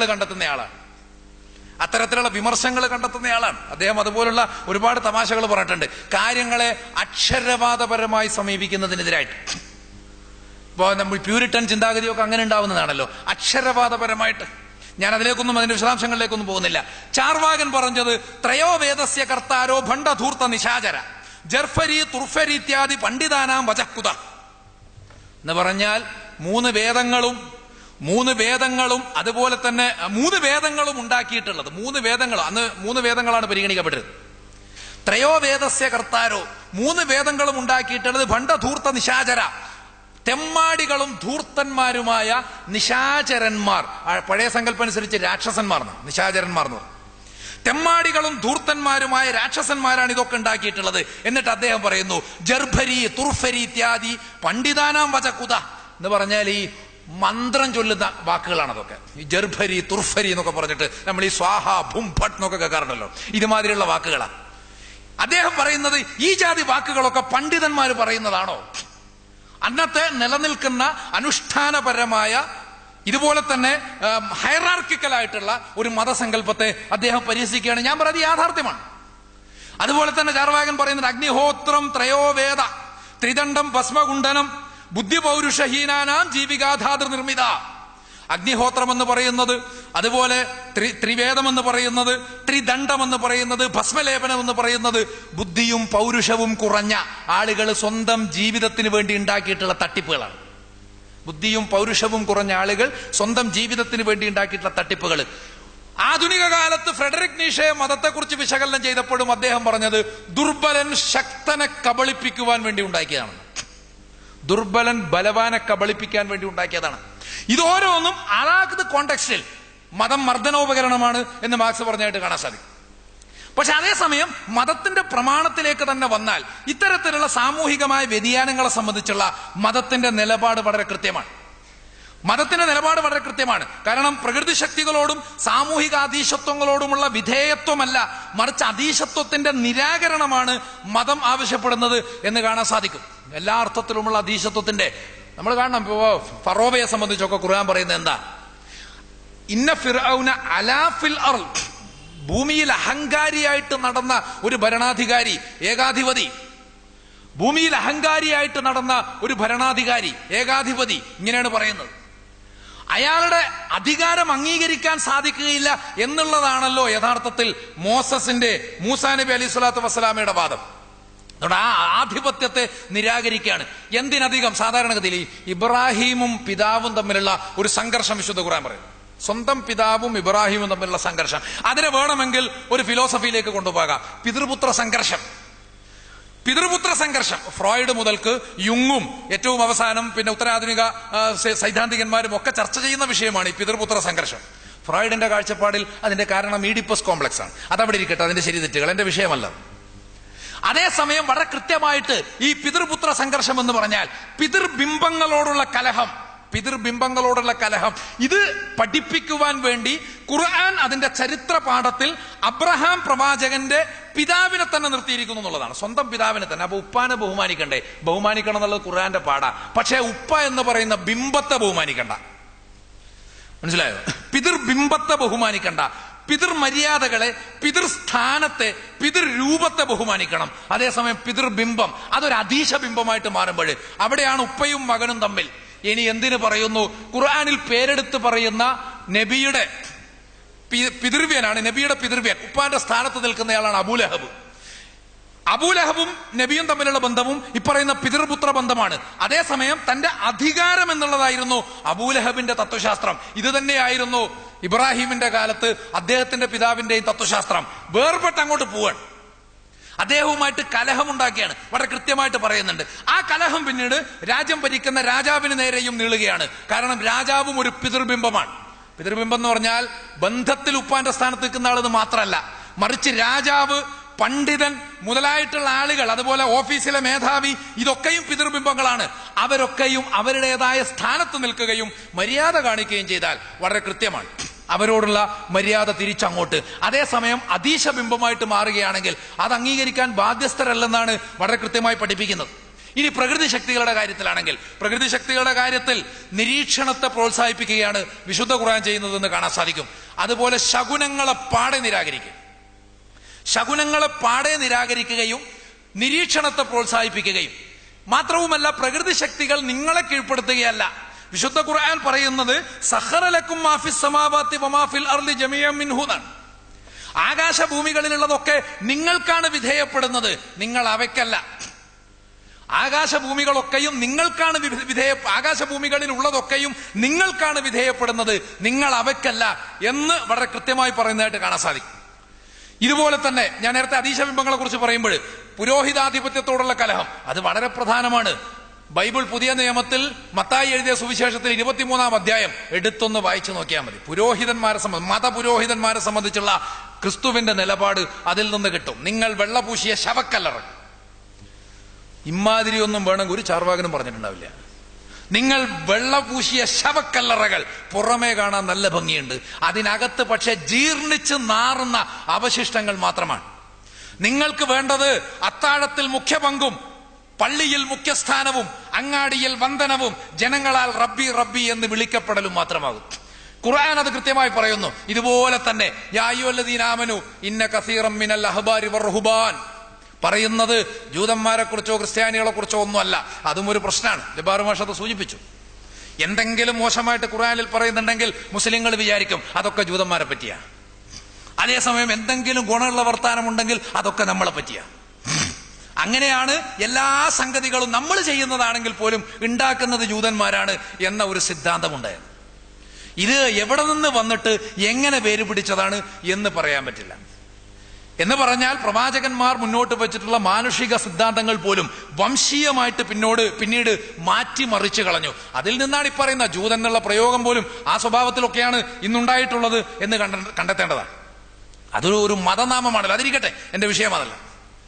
അപ്പൊ ഞാനിവിടെ പറയുന്നത് ഈ അർത്ഥത്തിൽ പറയുന്ന പ്രകൃതി ശക്തികളെ സംബന്ധിച്ച് പറയുന്ന പുരോഹിതന്മാരെ പറ്റി, ഇന്ന കസീറൻ മിനൽ അഹ്ബാരി വറുഹ്ബാൻ ലയഅകുലൂന അംവാലൻ നാസി ബിൽ ബാത്തിൽ വയസുദ്ദൂന അൻ സബീലില്ലാഹ്, ജനങ്ങളുടെ മുതൽ അന്യായമായി പിടിച്ചു പറിച്ചു തിന്നുന്നവരും അതുപോലെ തന്നെ അവരെ ദൈവമാർഗത്തിൽ നിന്ന് തടയുന്നവരുമാകുന്നു എന്നാണ് ഖുർആൻ പറയുന്നത്. അപ്പോൾ ഇപ്രകാരമാണ് പുരോഹിതാധിപത്യത്തെയും വേദഗ്രന്ഥങ്ങൾ കൈകാര്യം ചെയ്യുന്നത് എന്ന് കണ്ടെത്താൻ നമുക്ക് സാധിക്കും. ചുരുക്കി പറഞ്ഞാൽ ഞാനിവിടെ പറഞ്ഞത് നിരീക്ഷണത്തെ പ്രോത്സാഹിപ്പിക്കുന്ന, ശകുനങ്ങളെ നിരാകരിക്കുന്ന, അധീശത്വത്തെ തകർക്കുന്ന, നീതിയെ സ്ഥാപിക്കുന്ന ഒരു വ്യവസ്ഥയായിട്ടാണ് യഥാർത്ഥത്തിൽ മതം നമുക്ക് മുമ്പിൽ വരുന്നത്. മതത്തിന്റെ പരമമായ ലക്ഷ്യം തന്നെയും കൺഫ്യൂഷ്യസ് പറഞ്ഞിട്ടുണ്ടത് ഉത്തമനായ മനുഷ്യനും ഭദ്രമായ സമൂഹവും. മതത്തിന്റെ പരമമായ ലക്ഷ്യമെന്ന് പറയുന്നത് ഉത്തമനായ മനുഷ്യൻ, ഭദ്രമായ സമൂഹം. ഉത്തമനായ മനുഷ്യൻ ഉണ്ടാകണമെങ്കിൽ മനുഷ്യനിലുള്ള നന്മ ഉദ്ദീപിപ്പിക്കപ്പെടണം. ഈ ഉദ്ദീപനമാണ് വേദഗ്രന്ഥങ്ങൾ നിർവഹിക്കുന്നത്. വേദഗ്രന്ഥങ്ങളെ സംബന്ധിച്ചിടത്തോളം മനുഷ്യനിൽ നന്മ പിന്നെ ഉണ്ടാക്കുകയല്ല, മനുഷ്യൻ നൈസർഗികമായി നല്ലവനാണെന്ന്. മനുഷ്യൻ നൈസർഗികമായി നല്ലവനാണ്. റൂസോ പറഞ്ഞൊരു വർത്താനുണ്ടല്ലോ, ഒരു 10-20 വയസ്സ് വരെ മനുഷ്യനെ കുഞ്ഞായി ജീവിക്കാൻ അനുവദിച്ചാൽ ലോകത്തെല്ലാ പ്രശ്നങ്ങളും യുദ്ധങ്ങളും ഒക്കെ അതോടുകൂടി അവസാനിക്കുന്നു. കുഞ്ഞായിട്ട് ജീവിക്കാൻ ഒരു 20 വയസ്സ് വരെ അനുവദിച്ചാൽ. കാരണം അത്രമേൽ നൈസർഗികമായ, അത്രമേൽ ശുദ്ധമായ പ്രകൃതം. ഖുർആൻ ഇതിന് ഫിത്ര എന്നാണ് വിളിക്കുന്നത്. കൺഫ്യൂഷ്യസിന്റെ തത്വചിന്തയിൽ ഇതിന് പറയുന്നത് യൻ എന്നാണ്. എന്താണ് യൻ? അദ്ദേഹം വിശദീകരിക്കുന്നുണ്ട്. യൻ എന്ന് പറഞ്ഞാൽ അത് സ്വയം സ്ഥാപിക്കുവാനുള്ള അഭിലാഷവും മറ്റുള്ളവരെ സ്ഥാപിക്കുവാനുള്ള പരിശ്രമവുമാണ്. അനലക്സിൽ കൺഫ്യൂഷ്യസ് അത് വിശദീകരിക്കുന്നതായിട്ട് കാണാം. വീണ്ടും അദ്ദേഹം അത് വിശദീകരിക്കുന്നു. അത് സ്വന്തത്തോടുള്ള മതിപ്പും മറ്റുള്ളവരോടുള്ള മാനുഷികമായ പരിഗണനയുമാണ്. അത് വൈയക്തികമല്ലാത്ത ഈഗോയാണ്, വൈയക്തികമല്ലാത്ത സ്വാർത്ഥമല്ലാത്ത ഈഗോയാണ് എന്നാണ് ഇതിനെ സംബന്ധിച്ച് അനലക്സിൽ കൺഫ്യൂഷ്യസ് വിശദീകരിക്കുന്നതായിട്ട് കാണാൻ സാധിക്കുക. ആ യൻ അതിന്റെ സ്ഥാനത്ത് ഖുർആൻ നിർത്തിയിരിക്കുന്ന പദമാണ് ഫിത്ര. വേറൊരു സ്ഥാനവും കൂടി ഖുർആൻ അതിന് കൊടുക്കുന്നുണ്ട്. ഖുർആൻ പറയുന്ന അക്കിം വജ്ഹക ലിദ്ദീനി ഹനീഫ, നിങ്ങൾ നിങ്ങളുടെ മുഖത്തെ ദീനിന്റെ നേരെയാണ് തിരിക്കേണ്ടത്. എന്താണ് ദീൻ? ഫിത്രത്തല്ല, അത് അള്ളാന്റെ ഫിത്രയാണ്, ദൈവത്തിന്റെ പ്രകൃതമാണ്. അല്ലദീ ഫത്തറന്നാസ അലൈഹ, ആ പ്രകൃതത്തിലാണ് അവൻ നിങ്ങളെയും ഉണ്ടാക്കിയിട്ടുള്ളത്. ഇതാണ് ഖുർആന്റെ പ്രയോഗം എന്ന് കാണാൻ സാധിക്കും. ദൈവത്തിന്റെ ഫിത്രയാണ്, ആ ഫിത്രയിലാണ് അവൻ നിങ്ങളെയും സൃഷ്ടിച്ചിട്ടുള്ളത് എന്നാണ് ഖുർആൻ പറയുന്നത്. ആ ഫിത്രയെ സംബന്ധിച്ചുള്ള വർത്തമാനം, മനുഷ്യൻ അടിസ്ഥാനപരമായി നല്ലവനാണ് എന്നത് മുഹമ്മദ് നബി പഠിപ്പിച്ചതാണ്, ഖുർആൻ പഠിപ്പിച്ചതാണ്. ഞാൻ നേരത്തെ പറഞ്ഞ കൺഫ്യൂഷനിസത്തിലെ ഒരു പ്രധാനപ്പെട്ട സിദ്ധാന്തമാണ്. കൺഫ്യൂഷ്യസിന്റെ ഏറ്റവും അടുത്ത അനുയായിയാണ് മെൻഷ്യസ്. മെൻഷ്യസിനോട് ഒരിക്കൽ ഒരാൾ ചോദിച്ചു, ഒരു കൂട്ടർ ചോദിച്ചു, മനുഷ്യൻ പ്രകൃതിയാ നല്ലവനാണ് എന്നെങ്ങനെയാ സ്ഥാപിക്കാൻ പറ്റുക, തെളിയിക്കാൻ പറ്റുക? ഉടനെ അദ്ദേഹം പറഞ്ഞു, മനുഷ്യ കുഞ്ഞുങ്ങൾക്കെല്ലാം മാതാപിതാക്കളെ സ്നേഹിക്കണം എന്നറിയാം. ആ ബോധം വളർത്തപ്പെടാറുണ്ട്. അതിന് വിഘാതമായതൊന്നും സംഭവിക്കുന്നില്ലെങ്കിൽ മനുഷ്യർക്കെല്ലാവർക്കും മാതാപിതാക്കളെ സ്നേഹിക്കണമെന്നറിയാം. വീണ്ടും അദ്ദേഹം പറയുന്നു, ഒരു കുഞ്ഞ് കിണറ്റിലേക്ക് വീഴാൻ പോകുന്നു എന്ന് വിചാരിക്കുക, പെട്ടെന്നുണ്ടാകുന്ന ഒരു പ്രേരണ എന്തായിരിക്കും? ചാടിപ്പിടിക്കുക എന്നുള്ളതാണ്. ഇതാണ് ഫിത്ര. ഇതാണ് കൺഫ്യൂഷ്യസിന്റെ ഭാഷയിൽ പറഞ്ഞാൽ യൻ. അതേസമയം തൊട്ടടുത്ത നിമിഷം തന്റെ ഉള്ളിലുള്ള സ്വാർത്ഥത, ഈ സ്വാർത്ഥതയെ, ഈ ശൈത്വാനെ സൂക്ഷിക്കണം എന്നാണ് ഖുർആൻ മനുഷ്യനോട് പറഞ്ഞത്. ഇന്നഹാദ അദുവുല്ലക വലി സൗജിക്, ഈ ശൈത്താനെ സൂക്ഷിക്കണം, അവൻ നിന്റെയും നിന്റെ ഇണയുടെയും ശത്രുവാണ് എന്നാണ് ഖുർആൻ പഠിപ്പിക്കുന്നത്. അത് ഇതിൽ നിന്നുണ്ടാകുന്നതാണ്. അപ്പൊ തൊട്ടടുത്ത നിമിഷത്തിൽ ആ ഒരു സ്വാർത്ഥത ഉണ്ടാകുമ്പോഴാണ് ചിലപ്പോൾ നമ്മൾ ആ കർമ്മം നിർവഹിക്കാതെ പിന്തിരിഞ്ഞു പോവുക. അതിൽ നിന്ന് നമ്മളെ തടയുന്ന സ്വഭാവത്തിലുള്ള ഒരു ധർമ്മനീതിശാസ്ത്രം, അത് നമ്മുടെ ഉള്ളിൽ തന്നെയുള്ള നന്മയെ, നൈസർഗികതയെ പ്രചോദിപ്പിക്കുക. യഥാർത്ഥത്തിൽ നമ്മൾ ആലോചിച്ച് നോക്കണം. ഇങ്ങനെയൊക്കെ ചിന്തിക്കുമ്പോഴാണ് നമുക്ക് നമ്മുടെ നന്മകളെ തന്നെ വിശദീകരിക്കാൻ സാധിക്കുള്ളൂ. അല്ലാതെ കേവല യുക്തിപരമായിട്ടും ശാസ്ത്രീയമായിട്ടും ലോജിക്കലായിട്ടും അതുപോലെ യൂട്ടിലിറ്റേറിയൻ മനസ്സിന്റെ അടിസ്ഥാനത്തിലുമൊക്കെ ചിന്തിച്ചാൽ, ഒരു ഉദാഹരണം പറഞ്ഞാൽ, നമ്മൾ കോഴിക്കോടാണല്ലോ, കോഴിക്കോട് ഈ അടുത്ത് ഒരു ഓട്ടോറിക്ഷ ഡ്രൈവർ മരിച്ചു. അദ്ദേഹം മാൻഹോളിൽ 2 ആളെ രക്ഷിക്കാൻ വേണ്ടി ഇറങ്ങിയിട്ട് മരിച്ചതാണ്. അദ്ദേഹം ചെയ്തത് പമ്പര വിടുത്തല്ലേ യുക്തിപരമായിട്ട് ചിന്തിച്ചാൽ? പമ്പര വിഡിത്തമാണ്. അദ്ദേഹത്തിന് ഒരു നിലക്കും ഒരു അംഗീകാരം കൊടുക്കാൻ പാടില്ല. കാരണം ഇത്രയും ദിവസമായിട്ട് അടച്ചിട്ടിരിക്കുന്ന മാൻഹോൾ തുറന്നാൽ സമീപത്തുള്ളവരും കൂടി ബോധം കെട്ടുപോകും. ആ സ്ഥാനത്താണ് ഇദ്ദേഹം ഇറങ്ങിയിരിക്കുന്നത്. അതേസമയം ഇദ്ദേഹത്തെ നമ്മൾ വാഴ്ത്തുന്നു. എന്തുകൊണ്ട് വാഴ്ത്തുന്നു? ആ യുക്തിബോധത്തിനും ശാസ്ത്രീയതക്കും അപ്പുറമുള്ള ഒരു ധർമ്മബോധം നമ്മുടെ ഉള്ളിലുള്ളത് കൊണ്ടാണ്. ഇതിനെ നമ്മൾ എങ്ങനെയാണ് വ്യാഖ്യാനിക്കുക? ഇതിനെയാണ് യഥാർത്ഥത്തിൽ ഫിത്ര എന്ന് പറയുന്നത്. ഇതിനെ ഉദ്ദീപിപ്പിക്കാൻ ഈ എന്നിലേക്ക് മനുഷ്യനെ തിരിച്ചു കൊണ്ടുപോകുവാനുള്ള പരിശ്രമമാണ് മതം. അങ്ങനെയാണ് ഉത്തമനായ മനുഷ്യൻ. ആ ഉത്തമരായ മനുഷ്യരുടെ ഭദ്രമായ സമൂഹം, ആ അർത്ഥത്തിൽ സമൂഹത്തിനൊരു സംസ്കാരം, സംസ്കൃതി, ഇതാണ് യഥാർത്ഥത്തിൽ മതം നിർമ്മിക്കുവാൻ ഉദ്ദേശിക്കുന്ന സംസ്കാരം, ജീവിതം എന്നാണ് എന്റെ വിഷയത്തിന്റെ പ്രധാന ഭാഗമായിട്ട് എനിക്കിവിടെ പറയാനുള്ളത്. ഇനി കുറച്ച് കാര്യങ്ങൾ കൂടി. പ്രധാനമായും ഇവിടെ പരാമർശ വിഷയമായിട്ടുള്ളത് ആകുമെന്ന് നേരത്തെ പ്രതീക്ഷിച്ചതും ഇസ്ലാമാണ്. അതിൽ പ്രത്യേകിച്ച് അത്ഭുതമൊന്നുമില്ല. സംഗതി യുക്തിവാദി സംഘം നടത്തുന്ന പരിപാടിയാണെങ്കിലും നേരത്തെ അയ്യൂബ് മൗലവിയായിട്ടുള്ള സംവാദത്തിൽ ഞാനത് പറഞ്ഞിരുന്നു. വരുന്നത് ഞാനാണ്. അതുപോലെ ഇവിടെ വിഷയം അവതരിപ്പിച്ചത് എന്റെ കൂടെ ജബ്ബാർ മാഷ, നേരത്തെ അയ്യൂബ് മൗലവിയാണ്. എല്ലാവരും മുസ്ലിം പശ്ചാത്തലത്തിൽ നിന്ന് വരുന്നതാണ്. അതുകൊണ്ട് അതിൽ അസ്വാഭാവികമായിട്ടൊന്നുമില്ല. ഇസ്ലാം കൂടുതൽ ചർച്ചാ വിഷയമാവുക എന്നത് ഇസ്ലാമിനെ കൂടുതൽ ടാർഗറ്റ് ചെയ്യുന്നത് കൊണ്ടോ അല്ലെങ്കിൽ ഇസ്ലാമിനെ അങ്ങ് ഒതുക്കാൻ ശ്രമിക്കുന്നത് കൊണ്ടോ ആണ് എന്ന് യുക്തിവാദികളെ സംബന്ധിച്ച് ഞാൻ വിചാരിക്കുന്നില്ല.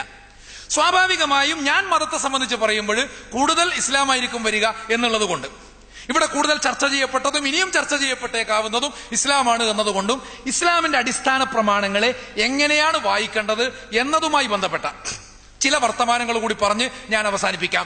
അതിൽ ഒരു സമൂഹത്തെയും സംസ്കാരത്തെയും നിർമ്മിക്കുന്നതിന് ഖുർആൻ മുന്നോട്ട് വെക്കുന്ന അടിസ്ഥാന മൂല്യങ്ങളെ പറ്റിയും പറയുന്നുണ്ട്. അതുകൊണ്ടാണ് വിഷയത്തിന്റെ ഭാഗമായിട്ട്, അതുകൊണ്ട് കൂടിയാണ് ഇതിവിടെ പറയുന്നത് എന്നാണ് ഞാൻ വിശദീകരിക്കുന്നത്. ഏതൊരു ഗ്രന്ഥത്തെയായാലും ഏതൊരു ആശയത്തെയായാലും അതിൽ നിന്ന് ഏതെങ്കിലും ഒരു ഭാഗം ഇങ്ങോട്ട് എടുക്കുന്നതിന് പകരം സമഗ്രമായി അതെന്തിനെയാണ് പ്രതിനിധാനം ചെയ്യുന്നത് എന്ന് നോക്കിയിട്ട് അതിനനുസരിച്ച് മാത്രമേ അത് മനസ്സിലാക്കാവൂ. അങ്ങനെയേ അതിനെ വായിക്കാവൂ. എന്തെങ്കിലും ഒന്ന് ഇടക്ക് നിന്ന് ഇങ്ങോട്ട് എടുത്തു കഴിഞ്ഞാൽ നമുക്ക് ഇഷ്ടമുള്ളതുപോലെ വായിക്കാൻ പറ്റും. ഖുർആനിൽ ആയത്ത് വെച്ചിട്ട് ദൈവം ഇല്ല എന്ന് വേണമെങ്കിൽ ഞാനിപ്പോ തെളിയിച്ചങ്ങ് തരും. ഖുർആനിൽ ആയത്ത് വെച്ചിട്ട് ദൈവമില്ല എന്ന് ഞാനിപ്പോ തെളിയിച്ചങ്ങോട്ട് തരും. ലോകം സത്യമാണ് എന്നുള്ളത് ഖുർആനിന്റെ ഒരു കൽപ്പനയാണ്. ലോകം, അതുകൊണ്ടാണല്ലോ അതിലെ വിഭവങ്ങൾ ആസ്വദിക്കണം. കുലാമിൻഹ റഗദൻ ഹൈസുതുമ, അത് തിരിച്ചങ്ങോട്ട് ചെല്ലാനുള്ള സ്വർഗമൊന്നല്ല കേട്ടോ. മറിച്ച് അവർ ജീവിതത്തിലേക്ക് ആ ജീവിതമാണ് ജന്നത്ത്. ആ ജന്നത്തിനെ ഫിത്ര എന്നും ജീവിതം എന്നുമൊക്കെ വ്യാഖ്യാനിച്ചതായിട്ട് കാണാൻ സാധിക്കും. അപ്പോഴേ അവിടെ നിങ്ങളെല്ലാം ഭക്ഷിക്കണം, ആസ്വദിക്കണം എന്നാണ് യഥാർത്ഥത്തിൽ പറഞ്ഞിട്ടുള്ളത്. അങ്ങനെയുള്ള ലോകം സത്യമാണ്, അതേസമയം അത് മിഥ്യയാണ് എന്ന് ആധ്യാത്മിക തത്വചിന്തകളിൽ ഒരു വാദമുണ്ട്. ഇതിനെ വേണമെങ്കിൽ ഖുർആൻ വെച്ച് സ്ഥാപിക്കാൻ പറ്റും. പക്ഷെ നമ്മളത് അംഗീകരിക്കില്ല. എന്തുകൊണ്ടാണ് അംഗീകരിക്കാത്തത്? ഖുർആന്റെ പൊതുവായ നിലപാടിന് അത് എതിരാ. ഖലഖല്ലാഹു സമാവാതി വൽ അർള ബിൽ ഹഖ്, അല്ലാഹു ഹഖ് കൊണ്ടാണ് ആകാശഭൂമികളെ പടച്ചത്. അതല്ലേ മൻസൂറുൽ ഹല്ലാജും പറഞ്ഞത് അനൽ ഹഖ്. അപ്പൊ പിന്നെ അതും ഇതും ശരിയാണ്, മൻസൂറുൽ ഹല്ലാജ് പറഞ്ഞത് തെറ്റാണെന്നല്ല ഞാൻ പറയുന്നത്. അപ്പൊ വേണമെങ്കിൽ ഈ പ്രപഞ്ചം എന്ന് പറയുന്നത് അത് വേറിട്ടൊരു യാഥാർത്ഥ്യമല്ല എന്ന് അതുകൊണ്ട് സ്ഥാപിക്കാൻ പറ്റും. അതുപോലെ ഇന്നമാ അംറുഹു ഇദാ അറാദ ശൈഅൻ അയ്യഖൂല ലഹു കുൻ ഫയകൂൻ എന്നൊരായത്തുണ്ട്. എന്തെങ്കിലും ഒന്ന് ഉണ്ടാകണമെന്ന് അല്ലാഹു ആഗ്രഹിച്ചാൽ, ഉദ്ദേശിച്ചാൽ, അവിടെ പറയുന്നത് പ്രപഞ്ചത്തിന്റെ ഉൽപ്പത്തിയുടെ നിദാനം ദൈവത്തിന്റെ ഇച്ഛയാണെന്ന്. ദൈവത്തിന്റെ ഇച്ഛയാണ്. ഋഗ്വേദത്തിന്റെ ഭാഷയിൽ അതിന് സ്വധ എന്ന് പറയും. ഈ ഇച്ഛയാണ് അതിന്റെ ഉൽപ്പത്തിയുടെ നിദാനം എന്നാണ് പറയുന്നത്. അങ്ങനെ ഉണ്ടാകണമെന്ന് ഉദ്ദേശിച്ചാൽ അതിനോട് പറയും കുൻ. ഏതിനോട് പറയും? അങ്ങനെ ഒരു സാധനം ഇല്ലല്ലോ. അതുകൊണ്ട് ബ്രഹ്മസത്യം ജഗന്മിഥ്യ ജീവോ ബ്രഹ്മൈവ നാപര എന്ന് ഖുർആൻ വെച്ചിട്ട് സ്ഥാപിക്കാൻ പറ്റും. പക്ഷേ അത് ഖുർആന്റെ പൊതുവായ തത്വത്തിനെതിരാ. അതുകൊണ്ട് ഒരു സംഗതി വിശദീകരിക്കുമ്പോൾ ഖുർആൻ മുന്നോട്ട് ഏത് ഗ്രന്ഥമാണെങ്കിലും അത് മുന്നോട്ട് വെക്കുന്ന പൊതുവായ മൂല്യങ്ങൾ, തത്വങ്ങൾ, ഇതിനോട് അത് എത്രത്തോളം യോജിച്ചു പോകുന്നുണ്ട് എന്ന് നോക്കിയിട്ട് മാത്രമേ പ്രമാണങ്ങളും അതുപോലെ തന്നെ വസ്തുതകളും ഒക്കെ സ്വീകരിക്കാനും വ്യാഖ്യാനിക്കാനും പാടുള്ളൂ എന്നുള്ളതാണ് യാഥാർത്ഥ്യം. ഇനി അതുമായി ബന്ധപ്പെട്ട് ഖുർആൻ മുന്നോട്ട് വെക്കുന്ന മൂല്യങ്ങൾ ഒരു സമൂഹത്തെയും സംസ്കാരത്തെയും സൃഷ്ടിക്കുന്നതിന് വേണ്ടി അതെന്തൊക്കെയാണെന്ന് പരിശോധിച്ചാൽ, അത് നമ്പറായിട്ട് പറഞ്ഞാൽ അതിൽ ഒന്നാമത്തത് മനുഷ്യന്റെ ലോജിക്കാണ്, യുക്തിബോധമാണ്. അത് പറയുന്നത് വേറൊന്നും കൊണ്ടല്ല. ആദമിന്റെ കഥയിലേക്ക് തന്നെ നമുക്ക് പോകാം, അതേ ദൃഷ്ടാന്ത കഥയിലേക്ക് തന്നെ. അന്നേരം ജബ്ബാർ മാഷി ചിലപ്പോൾ ചോദിക്കും, ആദമിന്റെ കഥ ദൃഷ്ടാന്ത കഥയാണെന്ന് ഷമീം വിശ്വസിക്കുന്നുണ്ടോ? അത് വേറെ വിഷയമാണ്. ഞാനൊരു സദസ്സിനെ അഭിമുഖീകരിച്ചുകൊണ്ട് സംസാരിക്കാം. എന്തായിരുന്നാലും അതിന് അങ്ങനെയും ഇങ്ങനെയൊക്കെ കാണാലോ. അപ്പൊ ആദമിനെ സംബന്ധിച്ച് പടച്ചതമ്പുരാൻ പറയുന്നത് അല്ലമ ആദമൽ അസ്മാ കുല്ലഹ, ആദമിന് ദൈവം അസ്മാ, പേരുകൾ, ഇത് വളരെ പ്രധാനമാണ്. പേരുകളിൽ നിന്നാണ് ഭാഷ ഉണ്ടാകുന്നത്. പേരുകളിൽ നിന്നാണ് വൈശേഷികമായിട്ടുള്ള ജ്ഞാനം ഉണ്ടാകുന്നത്. ഓരോന്നിനെയും ഓരോ വിശേഷമായിട്ട് കാണുവാനുള്ള ശേഷി ഈ പേരുകളിൽ നിന്ന്. അപ്പൊ സ്വാഭാവികമായിട്ടും പേരുകൾ പഠിപ്പിച്ചു എന്ന് പറഞ്ഞാൽ ജ്ഞാനത്തിന്റെ വിനിമയം, കൺവേയൻസ് ഓഫ് നോളജ്, അതിനുള്ളൊരു ശേഷി ആദമിൽ നിക്ഷേപിച്ചു എന്നാണ്. പിന്നെ അത് വളർത്തിക്കൊണ്ടുവരേണ്ടത് മനുഷ്യനാണ്. ആ ഒരു വിനിമയ ശേഷി മാത്രവുമല്ല, താർക്കികവും യുക്തിയധിഷ്ഠിതവുമായ അപഗ്രഥന ശേഷിയും കൂടിയാണ്. അല്ലമ ആദമൽ അസ്മാ കുല്ലഹ എന്ന് പറഞ്ഞാൽ അതും കൂടിയാണ്. Man's faculty of logical definition, logos എന്ന് പറയും അതിന് തത്വചിന്തയിൽ.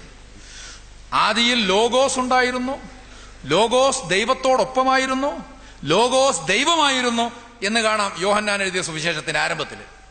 അപ്പൊ ലോഗോസ് എന്ന് പറഞ്ഞാൽ ദൈവത്തിൽ നിന്നുള്ള ജ്ഞാനം, ദൈവത്തെക്കുറിച്ചുള്ള ജ്ഞാനം. ജ്ഞാനം എന്ന് പറയുന്നതും ചിന്ത എന്ന് പറയുന്നതും വളരെ പ്രധാനമാണ്. ഇത് ഖുർആൻ അടിക്കടി ചുറ്റുപാടുകളെ കുറിച്ച് ചിന്തിക്കാൻ, ചരിത്രത്തെക്കുറിച്ച് ആലോചിക്കാൻ, ആകാശത്തെക്കുറിച്ചും ഭൂമിയെക്കുറിച്ചും സമുദ്രത്തിലൂടെ ഒഴുകിക്കൊണ്ടിരിക്കുന്ന കപ്പലുകളെ കുറിച്ചും ഒക്കെ ആലോചിച്ചുകൊണ്ടേയിരിക്കാൻ വേണ്ടിയിട്ട് വിശുദ്ധ ഖുർആൻ പറയുന്നു. പല വേദഗ്രന്ഥങ്ങളിലും നമുക്കങ്ങനെ കാണാൻ സാധിക്കും. അപ്പോൾ ആ അർത്ഥത്തിൽ വളരെ കൃത്യമായി മനുഷ്യന്റെ യുക്തിബോധം, മനുഷ്യന്റെ ജ്ഞാനം, മനുഷ്യൻ വളരെ കൃത്യമായി തന്നെ മനസ്സിലാക്കുകയും അറിയുകയും ചെയ്തിട്ടുള്ള കാര്യം ഇത് അടിസ്ഥാനപരമാണ്. ഈ അടിസ്ഥാനത്തെ നിരാകരിക്കുന്ന സ്വഭാവത്തിലുള്ള പ്രമാണങ്ങൾ നമ്മളെ സംബന്ധിച്ചിടത്തോളം സ്വീകാര്യം, പ്രമാണങ്ങൾ പോലും സ്വീകാര്യമല്ല. അതാണ് യാഥാർത്ഥ്യം. രണ്ടാമതായിട്ട് നമുക്ക് കാണാം വിശുദ്ധ ഖുർആൻ മുന്നോട്ട് വെക്കുന്നത് അതിന്റെ എന്താ പറയാ, വസ്തിയ എന്നാണ് ഖുർആന്റെ ഭാഷയിൽ പറയാം, മാധ്യമികത എന്ന് വേണമെങ്കിൽ പറയാം, അല്ലെങ്കിൽ അതിന്റെ മധ്യമ സ്വഭാവം, ദ്വന്ദ്വാത്മകത. ഈ ദ്വന്ദ്വാത്മകതയാണ് അതിന്റെ രണ്ടാമത്തെ സ്വഭാവം. വകദാലിക ജഅൽനാകും ഉമ്മത്തൻ വസത്തൻ, നിങ്ങളെ നാം ആക്കിയിട്ടുള്ളത് ഒരു മധ്യമ നിലപാടുള്ള സമൂഹമായിട്ടാണ്, ആകയാൽ നിങ്ങൾ അതിൽ നിൽക്കണമെന്നാണ്. അപ്പൊ എല്ലാ കാര്യത്തിലും ആ ഒരു മധ്യമ നിലപാട്. ശ്രീബുദ്ധൻ അദ്ദേഹത്തിന്റെ ദർശനത്തെ മധ്യമ ദർശനം എന്ന് വിശേഷിപ്പിച്ചിട്ടുണ്ട്. ഞാൻ നേരത്തെ പറഞ്ഞ അനലക്സ് ഓഫ് കൺഫ്യൂഷ്യസിൽ ഷോങ് യോങ് എന്നൊരു തത്വമുണ്ട്. ഷോങ് യോങ് എന്ന് പറഞ്ഞാൽ ഡോക്ട്രൈൻ ഓഫ് ദി മീൻ എന്നാണ് ആ വാക്കിന്റെ അർത്ഥം. മധ്യമ നിലപാടിനെ സംബന്ധിച്ചുള്ള തത്വം, ആ അർത്ഥത്തിലുള്ള മധ്യമ നിലപാട്, അത് സന്തുലിതത്വത്തെ കൂടി സൂചിപ്പിക്കുന്നതാണ്. ഞാൻ നേരത്തെ പറഞ്ഞു തുലാസാണ് ഏറ്റവും പ്രധാനപ്പെട്ട മെറ്റഫർ. മൂന്നാമതായിട്ട് മനുഷ്യന്റെ ജീവിതത്തെക്കുറിച്ച് ക്രമപ്രവൃത്തമായ ജ്ഞാനവും നിലപാടുകളും. സംസ്കാരം വികസിക്കേണ്ടത് അങ്ങനെയാണ്, ഖുർആനെ വ്യാഖ്യാനിക്കേണ്ടതും അങ്ങനെയൊക്കെ തന്നെയാണ്. സംസ്കാരം വികസിക്കേണ്ടത് അങ്ങനെയാണ്, ഖുർആനെ വ്യാഖ്യാനിക്കേണ്ടതും അങ്ങനെയൊക്കെ തന്നെയാണ്. മനുഷ്യന്റെ അത് ജീവലോകത്തിന്റെ വികാസത്തെ സംബന്ധിച്ച് പോലും നമുക്കത് ആ അർത്ഥത്തിൽ തന്നെ കാണാൻ സാധിക്കും. പടിപടിയായി വളർന്ന മനുഷ്യൻ, അതോടൊപ്പം തന്നെ മനുഷ്യൻ സാംസ്കാരികമായും ജ്ഞാനപരമായും പടിപടിയായി ഉയർന്നുകൊണ്ടേയിരിക്കുകയാണ്, വളർന്നുകൊണ്ടേയിരിക്കുകയാണ് എന്നാണ് ഖുർആൻ പറയുന്നത്. അപ്പൊ അതിനനുസൃതമായിട്ട് ഖുർആന്റെ ഒരു സ്വഭാവം എന്താണെന്ന് വെച്ചാൽ 23 വർഷം കൊണ്ട് അതിന്റെ അവതരണം പൂർത്തിയായി എന്നാണ് പറയുന്നത്. ഈ 23 വർഷവും നബിയുടെയും സഹാബത്തിന്റെയും ജീവിതത്തിൽ ഇടപെട്ടുകൊണ്ടാണ് അത് പൂർത്തിയാക്കിയത്. എന്ന് പറഞ്ഞാൽ ജീവിതവുമായി സംവദിച്ചുകൊണ്ട്. ആ അർത്ഥത്തിൽ തുടർന്നുള്ള ജീവിതത്തിൽ ഇതിനെ വിപുലപ്പെടുത്തണം എന്നാണ് പ്രവാചകൻ പഠിപ്പിച്ചത് എന്ന് കാണാൻ നമുക്ക് സാധിക്കും. വചനങ്ങൾ പുതിയത് ഉണ്ടാക്കേണ്ട ആവശ്യമില്ല. കാരണം ഇതിന് ആ അർത്ഥത്തിലുള്ള വ്യാഖ്യാനവും വിശദീകരണവും ഇതിന്റെ തത്വമാണ് പ്രധാനം, മൂല്യമാണ് പ്രധാനം. തീർച്ചയായിട്ടും ആ അർത്ഥത്തിൽ മുന്നോട്ട് പോകാൻ നമുക്ക് സാധിക്കും. അപ്പൊ കാലാനുസൃതമായിട്ടുള്ള മനുഷ്യന്റെ വികാസം, സംസ്കാരത്തിന്റെ വികാസം, ഇതിനടിവരയിടുന്ന സ്വഭാവത്തിലുള്ള പ്രയോഗമാണത് എന്ന് കാണാൻ സാധിക്കും. നാലാമത്തതായിട്ട് മനുഷ്യന് നൽകുന്ന ആദരവ്. പിന്നെ വലഖദ് കറംനാ ബനി ആദം എന്ന് വിശുദ്ധ ഖുർആൻ പറയുന്നു. ആദമിന്റെ മക്കളെ, മനുഷ്യ സന്തതികളെ നാം ആദരിച്ചിരിക്കുന്നു, ബഹുമാനിച്ചിരിക്കുന്നു. ഇതിനെതിരായിട്ടുള്ള നിയമങ്ങൾ ഖുർആനിൽ ഉണ്ടാവാൻ പാടില്ല. ഉണ്ടെങ്കിൽ അത് വൈരുദ്ധ്യമാണ്. ഖുർആനിൽ അതിനെതിരായിട്ടുള്ള സംഗതികൾ ഉണ്ടാവാൻ പാടില്ല എന്നുള്ളതാണ്. അതേസമയം എന്തെങ്കിലും ഉണ്ട് എന്ന് നിങ്ങൾക്ക് തോന്നുന്നുണ്ടെങ്കിൽ അതൊക്കെ ചർച്ചാ വിഷയമാണ്, നമുക്ക് ഇനിയും അവസരമുണ്ട്, സംവദിക്കാവുന്നതാണ്. സംവദിക്കുമ്പോൾ എനിക്കറിയാവുന്ന സംഗതികളിൽ ഞാൻ പ്രതികരിക്കും. അറിയാൻ പാടില്ലാത്തത് അറിയില്ല എന്ന് പറയുകയും പിന്നെ വേണമെങ്കിൽ പഠിച്ചിട്ട് എന്റെ നിലപാടുകൾ തെറ്റാണെങ്കിൽ ഞാൻ അന്നേരം തിരുത്തും. എനിക്കതിൽ പ്രയാസമൊന്നുമില്ല യഥാർത്ഥത്തിൽ. അപ്പൊ എന്തായിരുന്നാലും ഇവിടെ പറയുന്ന മനുഷ്യനോടുള്ള ആദരവ്, വലഖദ് കറംനാ ബനി ആദം, മനുഷ്യന്റെ വധത്തെ സംബന്ധിച്ച് പറയുമ്പോൾ പോലും നിങ്ങൾ അള്ളാഹു ആദരിച്ചിട്ടുള്ള ഒരു മനുഷ്യനെ വധിക്കരുത് എന്ന് പറയുന്നതായിട്ട് കാണാൻ സാധിക്കും. അപ്പോൾ ഈ രൂപത്തിൽ മനുഷ്യനോടുള്ള ആദരവ്. ഇതിനോടനുബന്ധമായിട്ട് തന്നെ അഞ്ചാമത് പറയുന്ന തത്വം സാമൂഹിക നീതിയെ കുറിച്ചുള്ളതാണ്.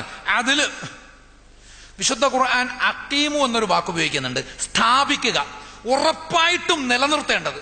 അങ്ങനെ ഒരു വിട്ടുവീഴ്ചയും ഇല്ലാത്ത വിധം നിലനിർത്തേണ്ട സംഗതികൾക്കാണ് അഖീമു എന്ന വാക്ക് ഉപയോഗിക്കുന്നത്. ഇതുപയോഗിച്ചുകൊണ്ട് 4 കാര്യങ്ങളാണ് ഖുർആൻ പറഞ്ഞിട്ടുള്ളത്. അതിലൊന്ന് അൻ അഖീമുദ്ദീൻ എന്ന് പറഞ്ഞാൽ ഈ ദർശനത്തെ നിങ്ങൾ നിങ്ങളുടെ ജീവിതത്തിൽ സ്ഥാപിക്കുക, നിലനിർത്തുക, അതിൽ നിലനിൽക്കുക, അതിനെ നിലനിർത്തുക. വീണ്ടും പറയുന്നത് അഖീമു ഷഹാദ, അത് ഈ മാർഗത്തോടുള്ള നിങ്ങളുടെ പ്രതിബദ്ധതയുടെ പ്രഖ്യാപനമാണ്. വീണ്ടും പറയുന്നത് അഖീമു സ്വല, സ്വല എന്ന് പറഞ്ഞാൽ ബാഹ്യമായിട്ട് അത് നിസ്കാരമാണ്. അതേസമയം അതിന്റെ ആന്തരികമായിട്ട് ചിന്തിക്കുമ്പോൾ കേവലമായ നിസ്കാരമല്ല, അതിനൊരുപാട് അർത്ഥങ്ങളുണ്ട്. ഒരു തത്വത്തെ, ഒരു സത്യത്തെ ശരിയായ മനസ്സോടുകൂടി പിന്തുടരുന്നതിന് സാധാരണ ഈ മുസല്ലി എന്നൊരു പ്രയോഗമുണ്ട് അറബിയിൽ. മുസല്ലി എന്ന് പറഞ്ഞാൽ മുന്നിൽ ഓടിക്കൊണ്ടിരിക്കുന്ന കുതിരയുടെ തൊട്ട് പിറകിൽ ഓടുന്ന കുതിരക്കാണ് മുസല്ലി എന്ന് പറയുന്നത്. മുന്നിലോടുന്ന കുതിരക്ക് സാബിക്ക് എന്നാണ് പറയുന്നത്. അപ്പൊ മുന്നിലോടുന്ന കുതിരയുടെ തൊട്ട് പിറകിൽ ഓടുന്ന കുതിരക്ക് മുസല്ലി എന്ന് പറയും. നിസ്കരിക്കുന്നവൻ മുസല്ലിയാണ്. അപ്പൊ അതുകൊണ്ട് സല എന്ന് പറഞ്ഞാൽ നിസ്കരിക്കുക എന്ന് മാത്രമല്ല അർത്ഥം, മറിച്ച് ഈ സത്യത്തെ പൂർണ്ണമായി അനുധാവനം ചെയ്യുക, ഇതാണ് അതിന്റെ അർത്ഥം. അതുകൊണ്ടാണ് അനാഥനോട് ഫദാലിക്കല്ലദീ യദുഉൽ യതീം, അനാഥൻ എന്ന് മാത്രമല്ല യതമ എന്ന് പറഞ്ഞാൽ ഒറ്റപ്പെട്ടു എന്നാണ് അർത്ഥം. സമൂഹത്തിൽ ഒറ്റപ്പെടൽ, അന്യഥാബോധം അനുഭവിക്കുന്ന ആരോടും പരുഷമായി പെരുമാറുന്നവൻ, അഗതിയുടെ ആഹാരം തടയുന്നവൻ, അവൻ നിസ്കരിച്ചാൽ ഫവൈലുൽ ലിൽ മുസല്ലീൻ, ആ നിസ്കാരം അവനെ നരകത്തിലേക്ക് കൊണ്ടുപോകും എന്ന് ഖുർആൻ പറയും. നിസ്കരിച്ചാൽ സ്വർഗം കിട്ടും എന്ന് ഖുർആൻ എവിടെയും പറഞ്ഞായിട്ട് കണ്ടിട്ടില്ല. പക്ഷെ നിസ്കരിച്ചാൽ നരകത്തിൽ പോകും എന്ന് കൃത്യമായി പറഞ്ഞിട്ടുണ്ട്. അത് ആ ഒരു ബോധത്തെയാണ് സൂചിപ്പിക്കുന്നത് എന്ന് കാണുന്നത്. അപ്പൊ സാക്ഷാൽ മുസല്ലി ആരാണ്? ഈ നന്മയെ പിന്തുടരുന്നവൻ. അതാണ് അഖീമുസ്സല. 4ാമത് പറഞ്ഞത് അഖീമുൽ വസ്ൻ, നിങ്ങൾ നീതി സ്ഥാപിക്കുക എന്നുള്ളതാണ്.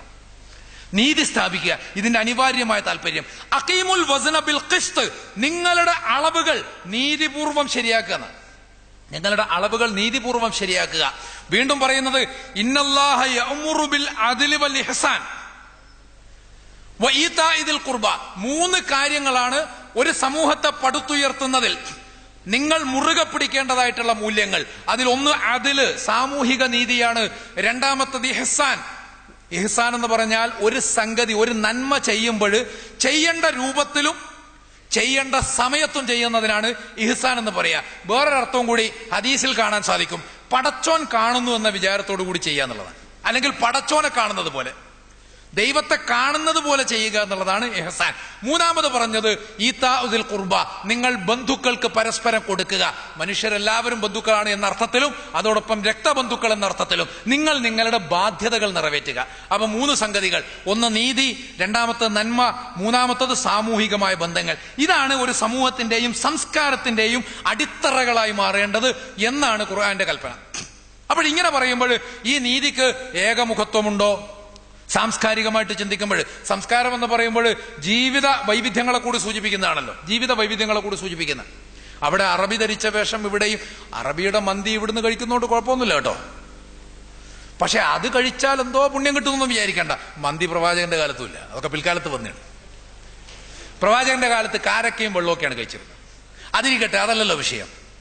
അപ്പൊ യഥാർത്ഥത്തിൽ അറബി ഫുഡ് കഴിക്കുന്നുണ്ടോ യൂറോപ്യൻ ഫുഡ് കഴിക്കുന്നുണ്ടോ എന്നുള്ളതൊക്കെ നമ്മുടെ ഇഷ്ടമാണ്. പക്ഷെ അതേസമയം മനുഷ്യൻ വ്യത്യസ്ത സാഹചര്യങ്ങളിൽ വ്യത്യസ്തങ്ങളായിട്ടുള്ള സ്വഭാവ രീതികളിലും വ്യത്യസ്തങ്ങളായിട്ടുള്ള സാംസ്കാരികമായ സവിശേഷതകൾ ആർജിച്ചുകൊണ്ടുമൊക്കെയാണ് വളർന്നിട്ടുള്ളത്. ഇതേ സംബന്ധിച്ചുള്ള ഖുർആന്റെ നിലപാടെന്താണ്? ഖുർആൻ ഇതിനെക്കുറിച്ച് പറയുന്നത് വമിൻ ആയാതിഹി ഖൽഖുസ് സമാവാതി വൽ അർദ് വഖ്തിലാഫു അൽസിനതികും വ അൽവാനികും എന്ന്. അള്ളാഹുവിന്റെ അടയാളങ്ങളിൽപ്പെട്ടതാണ് ആകാശഭൂമികളുടെ ഘടന എന്ന് പറയുന്നതും, അതുപോലെ വഖ്തിലാഫു അൽസിനതികും വ അൽവാനികും, നിങ്ങളുടെ മൊഴികളിലും നിങ്ങളുടെ വഴികളിലും എന്നത് ഞാനൊരൽപ്പം അങ്ങനെ പ്രാസം കൂട്ടി അർത്ഥം പറഞ്ഞതാണ്. ശരിയായ അർത്ഥം എന്ന് പറഞ്ഞാൽ ഭാഷയിലും വർണ്ണത്തിലും എന്നാണ്. ഭാഷയിലും വർണ്ണത്തിലും എന്ന് പറഞ്ഞാൽ ചില ആൾ കറുത്തിട്ടും ചില ആൾ വെളുത്തിട്ടുമാണ് എന്നൊന്നുമല്ല അതിന്റെ അർത്ഥം. അതുപോലെ ഭാഷ ചിലർക്ക് അറബിയാണ്, ചിലർക്ക് മലയാളമാണ്, അതുമല്ല. മറിച്ച് ഇപ്പറയുന്ന സാംസ്കാരികമായ വൈവിധ്യങ്ങൾ അത് അള്ളാഹുവിന്റെ അടയാളങ്ങളിൽപ്പെട്ടതാണ്. അള്ളാഹുവിന്റെ അടയാളങ്ങൾ നിലനിർത്തപ്പെടേണ്ടതാകും. അതുകൊണ്ട് ഇസ്ലാമിന് ലോകത്തെമ്പാടും ഒരു ഏകശിലാരൂപിയായിട്ടുള്ള സ്വഭാവമൊന്നുമില്ല. അത് ഓരോ സ്ഥലത്തും അതിൻ്റെതായ തനിമകൾ ആർജിച്ചുകൊണ്ട് വളർന്നു വരുന്നതായിട്ട് നമുക്ക് കാണാൻ സാധിക്കും. അതങ്ങനെയാണ് വളരേണ്ടതും. അതിൽ നിന്നുള്ള ഒരുപാട് മാറ്റങ്ങൾ ഇക്കാലത്ത് വന്നിട്ടുള്ളത് വംശീയമായിട്ടുള്ള മനസ്സ്, ഇതൊരു അടഞ്ഞ സമൂഹമായിട്ട് മറ്റു മുൻകാലത്തുണ്ടായിട്ടുള്ള പ്രവാചകന്മാരുടെ സമൂഹങ്ങളെ പോലെ തന്നെ ഇതും ഒരടഞ്ഞ സമൂഹമായി മാറിപ്പോയി എന്നതുകൊണ്ടാണ്. എന്തായിരുന്നാലും ആ അർത്ഥത്തിൽ നീതി എന്ന് പറയുമ്പോൾ ലാ യജ്രിമന്നക്കും ശനആനു ഖൗമിൻ അലാ അല്ലാ തഅദിലു, നിങ്ങളോട് ശത്രുതയുള്ള ആളുകളോട്, ഒരു സമൂഹത്തിന് നിങ്ങളോടുള്ള ശത്രുത, അവരോട് അനീതി കാണിക്കുവാൻ നിങ്ങൾക്ക് ന്യായമാകരുത് എന്ന് ഖുർആൻ പറഞ്ഞതായിട്ട് കാണാൻ സാധിക്കും. ഷമീം 5 മിനിറ്റ് കൂടിയാണ് ബാക്കിയുള്ളത്. അതുപോലെ ആറാമതായിട്ട് പറയുന്ന സംഗതി, നന്മയെക്കുറിച്ച് ഞാനിവിടെ പറഞ്ഞു, അത് തന്നെയാണ് അംറും ബിൽ മഅറൂഫ് നഹിയുൻ അനിൽ മുങ്കർ എന്നത് സമൂഹത്തിന്റെ ബാധ്യതയായിട്ട്, മുസ്ലിം സമൂഹത്തിന്റെ ബാധ്യതയായിട്ട് ഖുർആൻ പഠിപ്പിക്കുന്നതാണ്. അപ്പോൾ ഇപ്പറയുന്ന മൂല്യങ്ങൾ അടിസ്ഥാനപരമായി വീണ്ടും നമുക്ക് ഏഴാമത് കാണാൻ സാധിക്കുന്നത് അതിന്റെ സരളതയാണ്. വളരെ ലളിതമായിട്ടുള്ള, വളരെ ഗഹനവും ഗംഭീരവുമായിട്ടുള്ള വർത്തമാനങ്ങൾ വളരെ ലളിതമായിട്ടുള്ള സ്വഭാവത്തിൽ എന്ന് പറഞ്ഞാൽ ആ അർത്ഥത്തിലുള്ള ഫിലോസഫിക്കലായിട്ടുള്ള കെട്ടുപാടുകളും മറ്റൊന്നുമില്ലാതെ. അപ്പോൾ ഈ സ്വഭാവത്തിൽ വളരെ ലളിതമായ നേർക്കുനേരെയുള്ള നീതിയിൽ അധിഷ്ഠിതമായ, നന്മയിൽ അധിഷ്ഠിതമായ ഒരു സമൂഹത്തെ സൃഷ്ടിച്ചെടുക്കുക എന്നുള്ളതാണ് മതത്തിന്റെ പാഠമെന്ന് കണ്ടെത്താൻ സാധിക്കും. അത് മനുഷ്യനെ അവന്റെ ഫിത്രയെ കുറിച്ചാണ് ഓർമ്മിപ്പിക്കുന്നത്.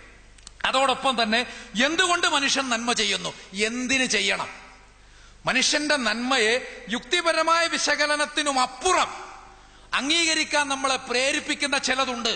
ഈ ചിലതിനെ നമ്മുടെ അടിസ്ഥാന ഭാവമായി കണ്ടുകൊണ്ട് അതിനെ ഉദ്ദീപിപ്പിക്കുവാനുള്ള പരിശ്രമമാണ് നടത്തുന്നതെന്ന് കാണാൻ സാധിക്കും. അതിന്റെ ആധാരത്തിലുള്ള ഒരു സംസ്കൃതി വളർത്തിയെടുക്കുവാനാണ് ആവശ്യപ്പെടുന്നതെന്ന് കാണാം. അതാകട്ടെ മനുഷ്യനും തമ്മിലും, മനുഷ്യനും സമൂഹവും തമ്മിലും, മനുഷ്യനും പ്രകൃതിയും തമ്മിലും, മനുഷ്യനും ദൈവവും തമ്മിലുള്ള ബന്ധത്തെയും കടപ്പാടുകളെയും പ്രതിബദ്ധതകളെയും സംബന്ധിച്ച് ശരിയായി ഓർമ്മിപ്പിച്ചുകൊണ്ടാണ് എന്നും കണ്ടെത്താൻ നമുക്ക് സാധിക്കും. എന്തായിരുന്നാലും ഈ അവസരം നിങ്ങളുമായി സംവദിക്കാൻ എനിക്കുള്ള അവസരം തന്നതിന് ഇതിന്റെ സംഘാടകർക്ക് അങ്ങേയറ്റത്തെ കൃതജ്ഞത അർപ്പിച്ചുകൊണ്ട് ഞാൻ എൻ്റെ ഈ സെഷനിലുള്ള അവതരണം അവസാനിപ്പിക്കുകയാണ്. നിങ്ങൾക്കെല്ലാവർക്കും നന്ദി. നന്ദി ഷമീം. ആദ്യഘട്ട അവതരണം ഇവിടെ അവസാനിച്ചിരിക്കുകയാണ്. ഇനി രണ്ടാം ഘട്ടത്തിലേക്ക് രണ്ടുപേർക്കും 20 മിനിറ്റ് വീതമുള്ള രണ്ടാം ഘട്ടത്തിലേക്ക് കടക്കുകയാണ്. ആദ്യം